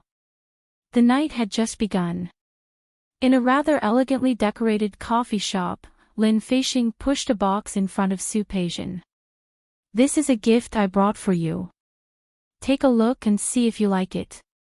The two of them had just finished talking about business. This time, Lin Feixing went out to basically finalize the later stage of the cooperation. This time, he came to talk to her about the details, and secondly, it could be considered a date. Su-Peijian glanced at the box. She recognized the logo on it. It was a relatively small but very stylish jewelry brand. Opening it, there was a small design of a starlight necklace. It abandoned the traditional 5-pointed star shape and used the shape of a 6-pointed star. I like it very much, thank you. As long as you like it. As Lin Feixing spoke, he picked up the necklace. Can I put it on for you? Su-Peijian didn't wear jewelry when she went out today. She looked at Lin Feixing and didn't refuse. He got up, walked to her side, and put the necklace on for her. From beginning to end, he was quite polite. After putting it on, he immediately retreated and returned to his seat to sit down. It looks good. A beautiful person looks good wearing anything. He was indirectly praising Su-Peijian's beauty. Su-Peijian smiled. She had heard this kind of praise many times, and she really didn't feel anything. However, out of politeness, she still said thank you. Lin Feixing suddenly lowered his voice. Actually, I have a selfish motive. Meeting Su-Peijian's puzzled gaze, he smiled. My name has the word Xing in it. This is a star-shaped necklace. I hope you can think of me often. This was a disguised form of words of love. Seriously speaking, Lin Feixing was indeed good. Whether it was in terms of family background, personality, or appearance. Love or passion might not be there, but a man like this would be a very suitable marriage partner. Forget it. She didn't answer, so Lin Feixing took a step back. I don't ask you to think of me often. I'm very satisfied if you can think of me from time to time. Su-Peijian looked down, and unexpectedly, Ling Jing's face flashed through her mind. Since she was sick, the two of them had been together almost every day these few days. She enjoyed the fresh feeling that Ling Jing brought to her, whether it was the pleasure of her body or the stimulation brought by him always not playing according to the rules. Compared to Ling Jing, Lin Feixing was a completely different person. If she really planned to date Lin Feixing, then her relationship with Ling Jing would definitely be cut off. What? Can't you think of me from time to time? Disappointment flashed through Lin Feixing's eyes, but in the end, he spread out his hands. It seems that I have to continue working hard to deepen my presence in your heart. Su-Peijian thought of Xiang Caiping's constant worry for her. Finally, a smile appeared on her face. Then, I'll be waiting. That was equivalent to a positive answer. Lin Feixing smiled at once. I will definitely work hard. Su Peijian curled her lips. Perhaps, starting a new relationship would bring her a new life. Ling Jing's figure flashed through her mind, but she shook it off. A little hoodlum, a kept man. Between an overseas returnee and a promising young man, she didn't need to hesitate at all. She was right. Su Peijian made up her mind. However, at the last moment, she still turned back to Rome Garden. If she decided to end things, she had to do it earlier. Although she was a sugar baby, she couldn't do something like having a foot in two boats. That would be unfair to Lin Feixing. Young master. Gu Xiao looked at Ling Jing with a headache. Madam misses you very much. She wants you to go home.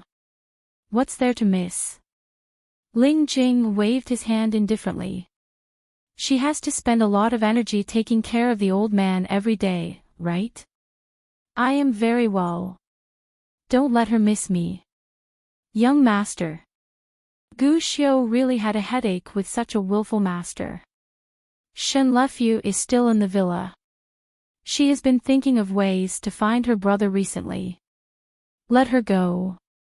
A flash of calculation appeared in Ling Jing's eyes. He crooked his finger at Gu Xiao. Gu Xiao approached and she whispered a few words to him. Gu Xiao stood up with shock and admiration in his eyes. Young master, you are amazing. It's good that you know I am amazing. Learn from me. Don't come to me for everything. Young master, I will definitely do it well.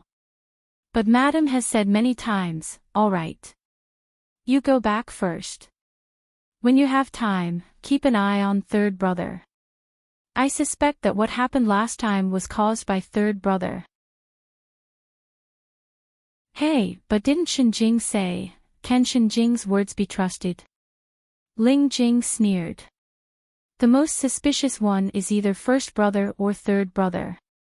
Of course, second brother, fourth brother, and fifth brother can't be taken lightly. Get someone to keep an eye on them. If I don't show up, I will give these people a chance. The longer he stayed outside, the more excited those people would become. The easier it would be for him to find out their weaknesses. Yes. Gu Xiao knew that Ling Jing had made up his mind. He bowed and turned to leave. After he left, the room became quiet. Ling Jing curled his lips. Go back now. Then wouldn't his previous efforts be in vain? Su Peijian's attitude toward him had softened a lot because of her illness. Of course, he had to strike while the iron was hot. Today, he had just thought of a wonderful trick to soften Su Peijian's attitude even further. When the door opened, he looked at the time. Gu Xiao should have gone down. He usually calculated that when his subordinates came to assign work, he would never let Su Peijian meet. Seeing her enter the door, he got up to greet her. You're back. How are you feeling? You haven't recovered yet, but you still want to be strong. He took the bag from Su Peijian's hand and put it aside. He watched her take off her coat and was about to take it. Su Peijian glanced at him because of his action. It had to be said that Ling Jing had become more and more considerate these days. What's wrong? Are you really not feeling well? Do you want to see a doctor? She didn't speak, and Ling Jing looked at her worriedly. He raised his hand to her forehead. You don't have a fever. Where are you feeling unwell? Pure concern, without any utilitarian thoughts. Su Peijian could feel it. She looked into Ling Jing's extremely beautiful almond-shaped eyes. A strange feeling came over her. If there was such a man who cared about you every day when you came home, it would feel good. If that was the case, what did it matter if they got married or not? Putting aside worldly prejudices, who said that women had to get married? She could earn money by herself and buy what she wanted by herself. Even if she wanted a man, it was not difficult to spend money to buy a man's love and flattery. It sounded shocking, but how many women dreamed of such a life? Ling Jing looked at Su Peijian in a daze and knew that his strategy at this time was working. He took a step forward, turned her body around, and led her to the direction of the sofa. If you feel tired, rest. Once again, your company won't collapse without you. Su Peijian sat down, and Ling Jing sat down next to her. He wanted to continue to express his concern, but his eyes saw the necklace on Su Peijian's neck. The shape of a six-pointed star was unique and generous, inlaid with broken diamonds, looking elegant and a little delicate. He looked at Su Peijian's face and suddenly narrowed his eyes. If he remembered correctly, when he sent Su Peijian out this morning, there was nothing on her neck. With Su Peijian's personality, it was not like she would go shopping alone. Ling Jing narrowed his eyes. His intuition told him that this necklace was definitely not Su Peijian's taste.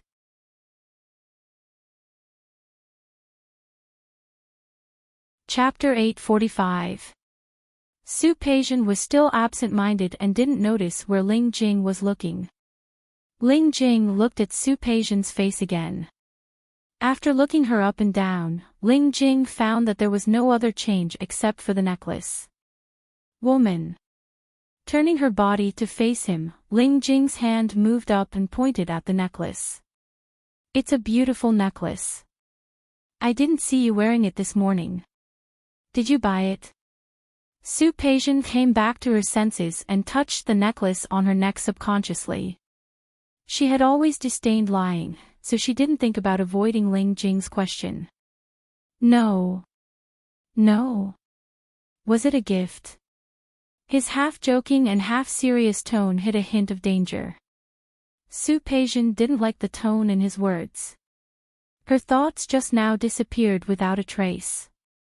She pushed Ling Jing away and got up to go back to her room. Ling Jing grabbed her arm and she sat back on his lap. Ling Jing, what are you doing? Ling Jing leaned close to her ear, opened his mouth, and bit her earlobe. Someone gave it to you. It's not a man, is it? Does it have anything to do with you? He looked as if she had done something wrong to him. Su Peijian frowned and reached out to push him away. Ling Jing was very strong and refused to let go of her waist. Ling Jing, let go of me. Ling Jing stared at the woman in front of him. At first glance, this woman was a delicate rose. But only he knew that this woman was beautiful, but she had no heart. Roses were thorny. This woman not only had thorns, but also no heart. She would eat people. She was simply a man-eating flower. Ling Jing, who was about to lose his temper, blinked his eyes and held back. He curled his lips and gently stroked the necklace around her neck with one hand. His movements were gentle, and his fingertips brushed her skin from time to time. He moved his face closer and pressed it against her cheek. Like to look at the stars. Su Peijian didn't speak. The atmosphere in front of her was a little ambiguous. She was no stranger to Ling Jing's intimacy, but this, she subconsciously waved his hand away and pressed the necklace. It wasn't because she was guilty, but she felt that Ling Jing in front of her was dangerous. It was obvious that she was trying to protect herself. Ling Jing narrowed her eyes and looked at her beautiful neck. Suddenly, she smiled. Since you like stargazing, of course I'll find a way to satisfy you. Ling Jing stood up as she spoke. At the same time, she pulled her up and led her outside. Ling Jing. What are you doing? I'll bring you to see the stars. Are you crazy? Who said I wanted to see the stars? Although what Lin Feixing said today did move her a little, she wasn't an artistic young woman. Who would want to go stargazing at night? But what can we do? I want you to see it now. While speaking, Ling Jing had already taken her out of the door. Just like last time, he didn't take anything other than his jacket and phone. He went downstairs and got into the Cadillac. Su-Peision wanted to get out of the car, but she didn't have the chance. The car sped out of the underground parking lot like an arrow. The car moved quickly but steadily. Su-Peision's lips moved. She wanted to say something, but she gave up when she saw Ling Jing's gloomy face. She turned around and looked out of the window. The neon lights in the city were shining. She hadn't seen the stars in a long time. She didn't think there were any stars in Rome City to see. After driving for about an hour, the car stopped. Su-Peision realized that they were already in the suburbs of Rome City. She had hardly been here. She sat in the car and had no intention of getting out. She watched Ling Jing get out of the car and walk to the building in front of her. She didn't even look up. She had made up her mind. No matter what Ling Jing did, she wouldn't get out of the car. Ling Jing went and soon came back. He opened the car door and gestured for her to get out. She didn't move, so he reached out and forcibly took her out of the car. Ling Jing, the building in front of her was already dark. There was no light. But with the help of the streetlights, Su-Peision could see clearly that this was the planetarium of Rome City. She didn't know how Ling Jing did it. The door of the planetarium that had been closed was open at this time. She glanced at Ling Jing. He took her hand and led her inside. He seemed to be very familiar with this place. He led her straight inside. The lights in the planetarium were turned on. Before Su-Peision could see the environment in the planetarium clearly, he had already led her through a building. Then, after passing a large lawn, they entered another building. This building had a semicircular roof. Su-Peision entered the door and found that there was a huge, circular hall inside.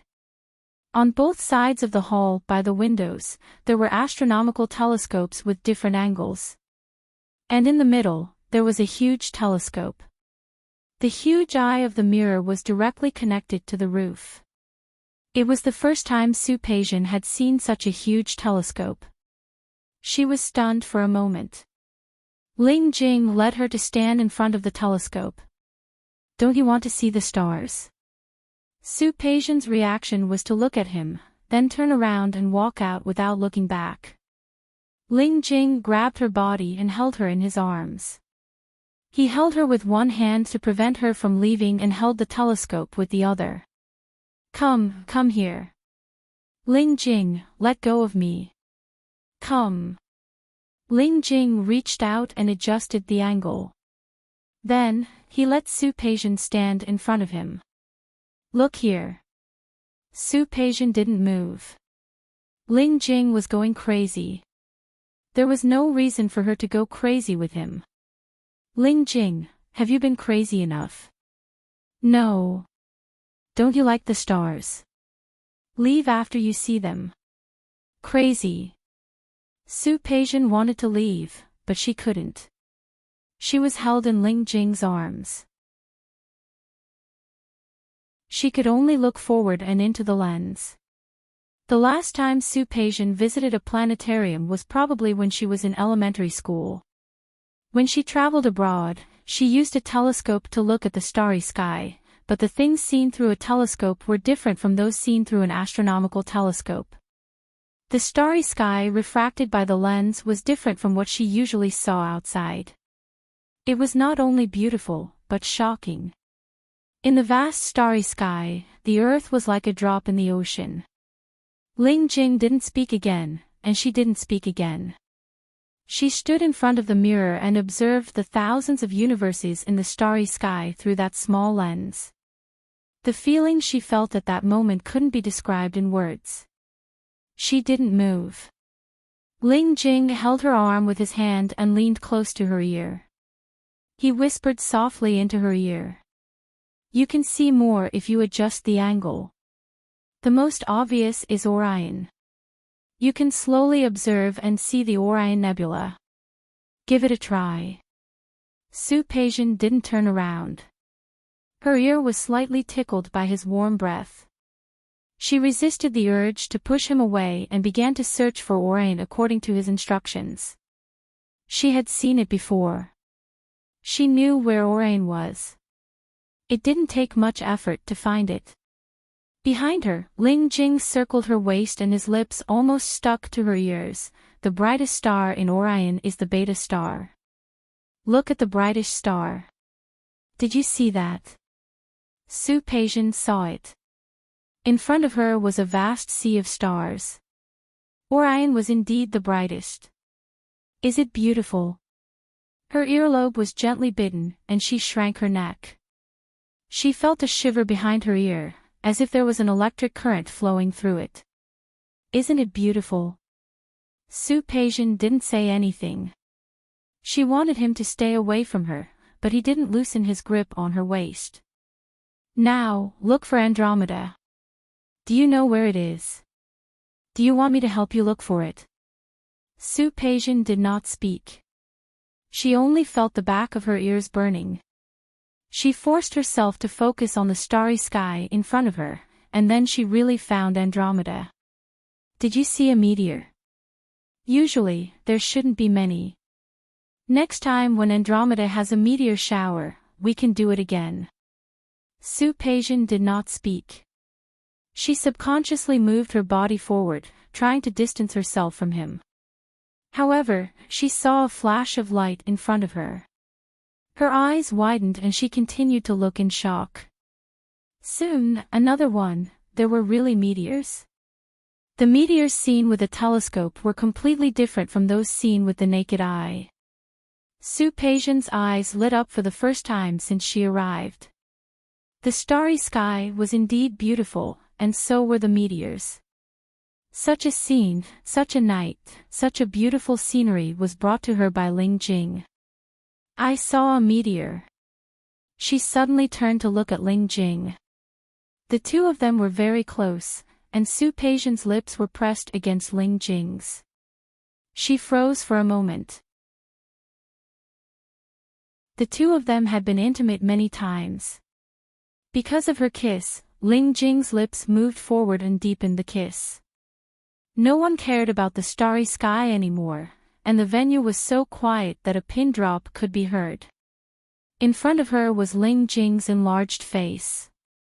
His eyes were evil, and at this moment, they were deep. At this moment, Su-Peijian clearly heard her heart skip a beat. The kiss had messed up their heartbeats and breathing. Ling Jing felt the soft body of the woman in his arms and suddenly had the idea of doing this woman on the spot. But it was just a thought. He held back. He wrapped his arms around her waist and pressed his forehead against hers. His masculine breath brushed against her face. Did you make a wish when you saw a meteor? Su-Peijian did not speak. At that moment, her heartbeat was out of order, and she turned around. After a few breaths, she suppressed her emotions. That was just an accident. She no longer had the heart to look at the starry sky. Even if there were meteors, there was no way to divert the shock brought to her by the kiss just now. Illusion, it was all an illusion. It was also just a mistake. Su-Peijian stared at the bright and vast starry sky. She closed her eyes. There were some things that she should make a decision about. Let's go. Let's go home. She tried to force his hand away from her waist. Ling Jing let go of his hand, but did not let her leave smoothly. Instead, he blocked her way. Don't you want to watch anymore? No. Su-Peijian's expression was cold. There's nothing to see. Ling Jing turned his face to look at her and wrapped his arms around her waist. Once again, she snuggled into his arms. Woman, are you always so duplicitous? Duplicitous? Why should I be duplicitous? Su-Peijian removed his hand. Ling Jing, you don't need to feel so good about yourself. I think I can feel even better. He pointed at Su-Peijian's heart. I heard it just now. Your heart is beating very fast. That's because you're tempted. Boring. Su-Peijian waved his hand away and walked straight out. Ling Jing followed her. Don't be in such a hurry to leave. This planetarium has more than one room of astronomical telescopes. Don't you want to take a look? No, I'm not interested. But I'm interested. Ling Jing held her hand. Since we're here, we have to take a look. Otherwise, it would be a pity. Right? Ling Jing. Su-Peijian stopped and looked at him very seriously. Have you always been like this? What? Su-Peijian stared straight into Ling Jing's eyes, as if trying to find his hidden secret in his eyes that were as bright as stars. If she's inexperienced in the world, take her to see all the prosperity of the world. If her heart has been through the vicissitudes of life, take her to ride on a merry-go-round. If she's in love, take off your clothes. If she's seen countless people, take her to the stove. Ling Jing blinked, as if he didn't quite understand what Su-Peijian meant. Su-Peijian pulled out her hand and tapped Ling Jing's chest. You've been on the internet a lot, haven't you? Use different tricks to deal with different women. If you say I like stars, take me to the planetarium. If I say I like the sea, you'll definitely take me to the seaside to listen to the waves and see the sea view. Ling Jing, do you think I'll fall in love with you if you do this? Ling Jing was slightly stunned when he met Su-Peijian's understanding gaze. For a moment, he almost couldn't restrain his inner admiration. However, it was only for a moment. He grew up in the Ling family, and the people in the Ling family were much more shrewd than Su-Peijian. He looked at Su-Peijian in shock, and there was a hint of accusation in his eyes. I don't understand what you're talking about, and I've never wanted you to fall in love with me. Because I know very well that it's impossible. He lowered his eyes, and there seemed to be a flash of sadness in them. I admit that I was indeed unhappy just now, because that necklace let me know that you probably have other suitors. It's normal for an outstanding woman like you to have suitors. But I also know what our relationship is. You're my sugar daddy, and I'm just a little boy toy that you're keeping. Our relationship isn't equal, but that doesn't affect my mood to make you happy. I hope that even if you have other suitors, you won't be in a hurry to get rid of me. Because, Ling Jing finally raised his head and looked at her with a very focused expression. Because I found that I like you. Su-Peijian, I like you because you're you. Not because you're my sugar daddy, not because you can bring me benefits. You may not believe me when I say this. I've had other women before. But there's never been a woman like you, who made me work so hard to please just to make you happy. I really just want to make you happy. Even if it's just for a while. I know in my heart that our relationship is not a normal boyfriend and girlfriend. But I hope that even if we can't be together in the future, I can leave a mark in your heart. At least, I will be the unique Ling Jing. A Ling Jing who likes you, simply wants to make you happy, and wants to please you.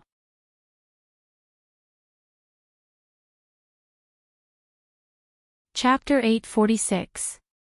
Can't I just do this? The planetarium was empty, and there was a faint echo when these words were spoken. Su-Peijian's slender hands were pressed tightly against his chest.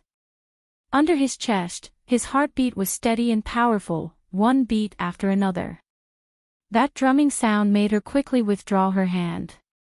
She took a big step back, turned around, and walked out without looking back. The corners of Ling Jing's lips curled up.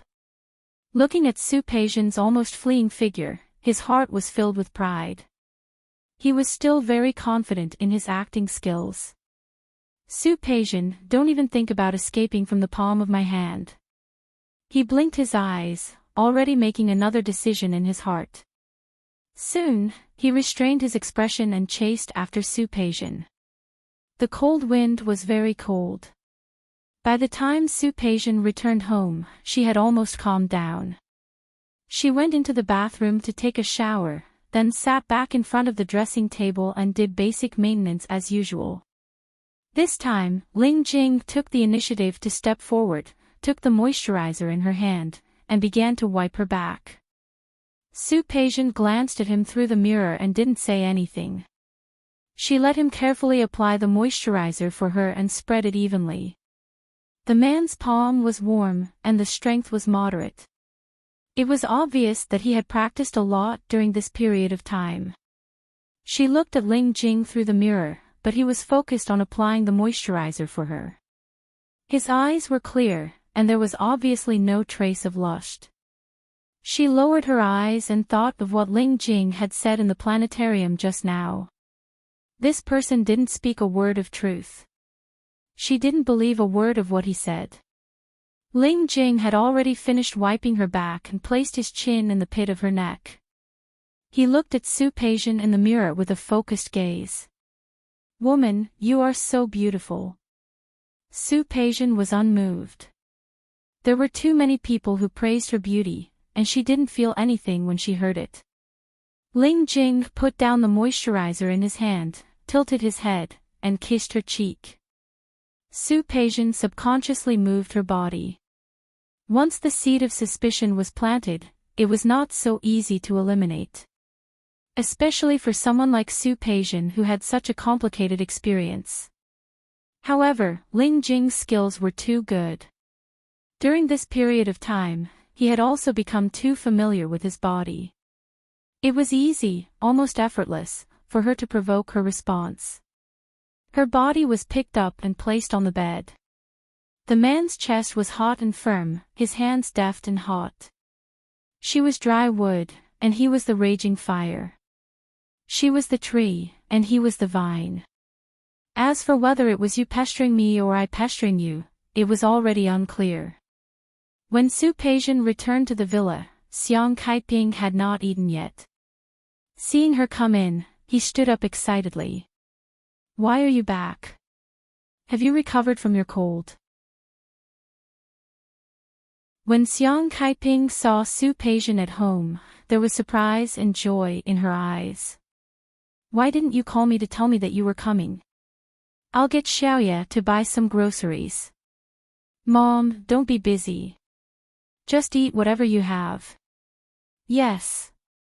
I'll ask Sister Zhang to add 2 more dishes."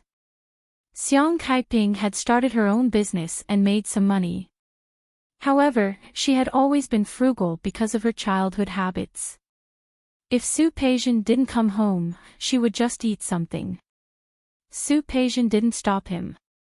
She walked to the sofa and sat down. She closed her eyes and rubbed her forehead. She was actually a little annoyed. Ling Jing's recent performance had affected her originally calm heart. That kind of fluctuation was something she didn't need. A gigolo, to put it bluntly, was like a male pet. No matter how good and considerate this gigolo was to her, it was just his duty. After all, she had paid for all of this. But when she saw Ling Jing's purely flattering face and those eyes full of emotion, she actually felt a trace of guilt. She even had the mentality that if she didn't respond to him, she would be guilty. This kind of feeling was really bad, and it was also very life-threatening. Therefore, after Ling Jing gently flattered her for nearly a week, she finally decided to calm herself down first. Leaving Ling Jing and not seeing the disappointment and expectation in his eyes, she could seriously think about how to end this relationship. "Do you have a lot to do at the company? Why do I think you look very tired? How are you feeling? Are you okay? You don't let me see you when you're sick, and you don't come back to let me take care of you. Child, you really make people worry too much." "Mom, I'm fine." Su Peijian heard Xiang Kaiping come out and quickly sat up straight. "It's just a minor illness. I've always been very healthy. I've been fine for a long time. Why do I need you to take care of me?" Her daughter was being polite to her, and Xiang Kaiping didn't know what to do to make her daughter not be polite to her. You haven't come back for dinner recently, and you've lost weight. When the house over there is decorated, we'll move in. I can take care of you nearby. Okay. Su Peijian didn't object. The decoration was done quickly, and it was almost finished. However, it would take some time for the decoration to be finished. According to Su Peijian's plan, they should be able to move in the second half of the year. Xiang Kaiping glanced at her and said carefully, but if we really move there, I'm afraid some places will be very inconvenient. What's inconvenient? You and Lin Feixing. Xiang Kaiping was afraid that she would be unhappy, so her attitude was very gentle. How are you guys? I think that child is really good. He came to see me 2 days ago. He said that he heard his mother mention it once and knew that my waist is not good. So he sent some things over. Su Qingsang had bought physical therapy equipment for her before, but Su Qingsang didn't come over much after Su Peijian came out, so she sometimes didn't insist on using it. Su Qingsang had been her daughter for a few months. Su Peijian was her biological daughter. It was normal for them to care about her. However, Lin Feixing came over to take care of her and ask about her well-being. Was it because of her, an old woman? Wasn't it because of Su Peijian? I really think that he is very good. Of course, if you don't like him, I can't force you. But I really hope that you can think about what Mom said. No matter what, you have to give him a chance to try, don't you think? Su Peijian didn't say anything. Purely in terms of marriage, Lin Feixing was indeed a good choice. However, Peijian, I know that you have a knot in your heart. But this is already the case for my entire life. I just want you to be happy, and I also hope that you can be like an ordinary woman, get married, have children, and have a small family of your own. Then live a normal life. Xiang Kaiping was afraid that she would be unhappy, so she tried to persuade her. In fact, she knew that she had no right to control Su Peijian. She also knew that she could never be as close to her as she was to Li Qinxue. However, Su Peijian was her daughter. Even if they couldn't be as close as mother and daughter, she still hoped that her daughter could live a happy life, at least better than her. Mom, I got it. Su Peijian saw the hidden worry in Xiang Caiping's eyes. She couldn't tell her that she actually had no intention of falling in love with any man. Marriage or not, having children or not, were not important to her at all. However, since Xiang Kaiping was worried about this, she would let her be for once. During the morning jog, Su Peijian bumped into Lin Feixing again. Seeing her, Lin Feixing was surprised again. Peijian. Morning. The golden retriever he was holding was even happier than Lin Feixing. When it saw Su Peijian, it wanted to jump on her. Fortunately, it was still tied with the leash, so Lin Feixing held it back. I was going to look for you today. I didn't expect to meet you today. Lin Feixing looked at her with a smile. Today is the weekend. I don't work. I wonder if Peijian has any plans. How could Su Peijian not understand what Lin Feixing meant? The weather was not good today. The weather forecast said that it would rain later. She didn't plan to go out, but when she saw the anticipation in Lin Feixing's eyes, she thought of Xiang Caiping's words. In the end, she shook her head. No, I don't have any plans today. Then, can you give me some of your time? Lin Feixing looked at her with a smile in his eyes. We can do something meaningful together. Something meaningful. Su Peijian blinked. She thought that Lin Feixing was talking about their first date. After thinking for a long time, she didn't reject him. Sure. What do you want to do? I'll send Dian back first and pick you up at your house later. What do you think? Okay. Su Peijian nodded. Since she had promised Xiang Kaiping and Lin Feixing was indeed a very suitable marriage partner, she naturally had to give her a chance. She went back to the villa and took a shower. She remembered that she was going on a date with Lin Feixing today. He picked a set of relatively formal clothes. It was a beige slim-fitting sweater skirt and a woolen jacket. She wasn't sure where Lin Feixing wanted to take her, so she picked a pair of shoes with a low heel. Such an outfit should be suitable for any occasion. When she went downstairs with her bag, Xiang Kaiping thought that she would also have to work overtime on the weekend. Not Saturday. Why are you working overtime again? I'm not working overtime. Knowing what Xiang Kaiping was thinking, Su Peijian didn't mind letting her know. I have an appointment with Lin Feixing. Mom, I probably won't be back for lunch. Okay. Hearing that Su Peijian had an appointment with Lin Feixing, Xiang Caiping's eyes lit up. Go ahead. It's okay if you don't come back for dinner. Have fun. Xiang Caiping's overjoyed expression dispelled Su Peijian's last bit of doubt. If this could make Xiang Kaiping happy, it was fine with her. When she went out, Lin Feixing was already waiting outside. He was dressed in casual clothes that didn't make people feel too formal, but it also didn't make people feel too casual. Su Peijian could tell that he wanted her to relax. Su Peijian was more or less relieved. If Lin Feixing had appeared in a suit, she would have felt more pressure. However, the moment she saw his car, Su Peijian was still stunned. What's wrong? Lin Feixing followed her gaze and looked at his Cadillac. It's just a means of transportation. My friend said that this car is not bad. It's not expensive, but it has good performance. So, after I came back, I followed his recommendation and bought this car. He didn't remember seeing Su Peijian drive when they met. Peijian, what kind of car do you like? I can get one. No, it's just a means of transportation. Anything is fine. Su Peijian shook her head. She was driving a BMW now. Xiang Kaiping had bought it for her. In fact, after she was released from prison, the car was just a means of transportation. When she saw this car, she only thought of Ling Jing.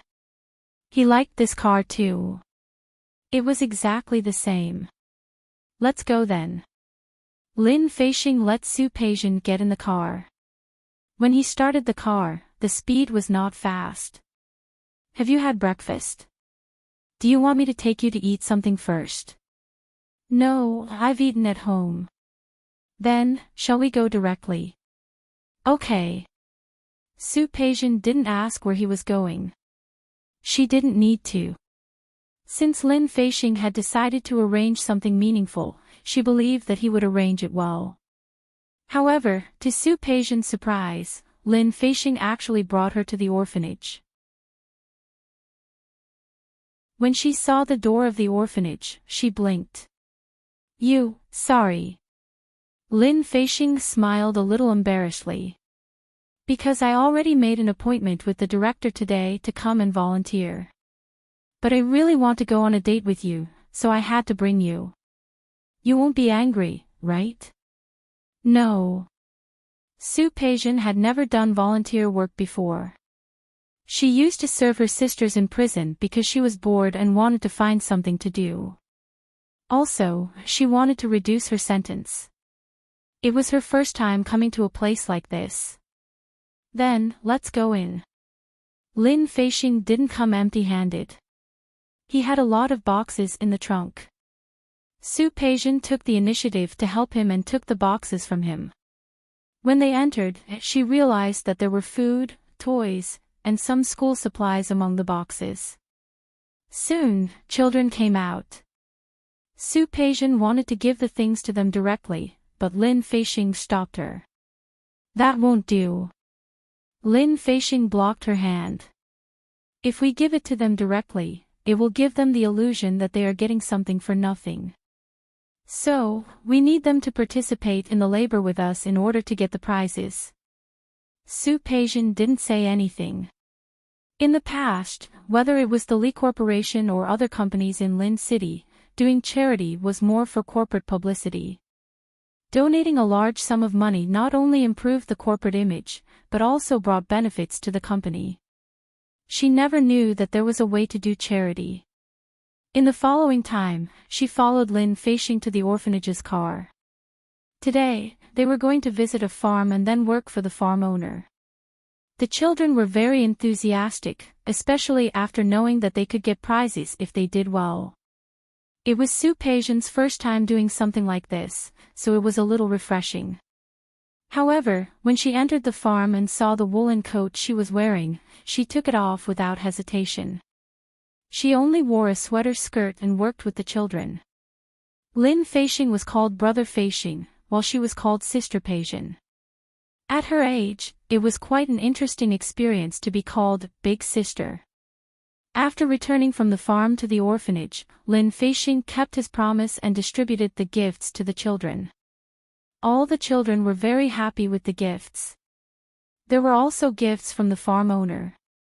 In the afternoon, everyone made dinner with the fruits and vegetables they brought back from the farm. Fictional looked at the children who were obviously orphans, but they could still smile happily. She felt a little envious. Children's things were that simple and direct. They were happy to receive gifts, and they were happy to go out and play. You're tuning into the LoveLore Library YouTube channel. We're so grateful for your support, and don't forget to subscribe to join us on this incredible journey through captivating stories. Your generosity through donations truly makes a world of difference, as it's the primary source of revenue that allows me to expand and enhance this channel for you. Thank you from the bottom of my heart for being a part of this adventure.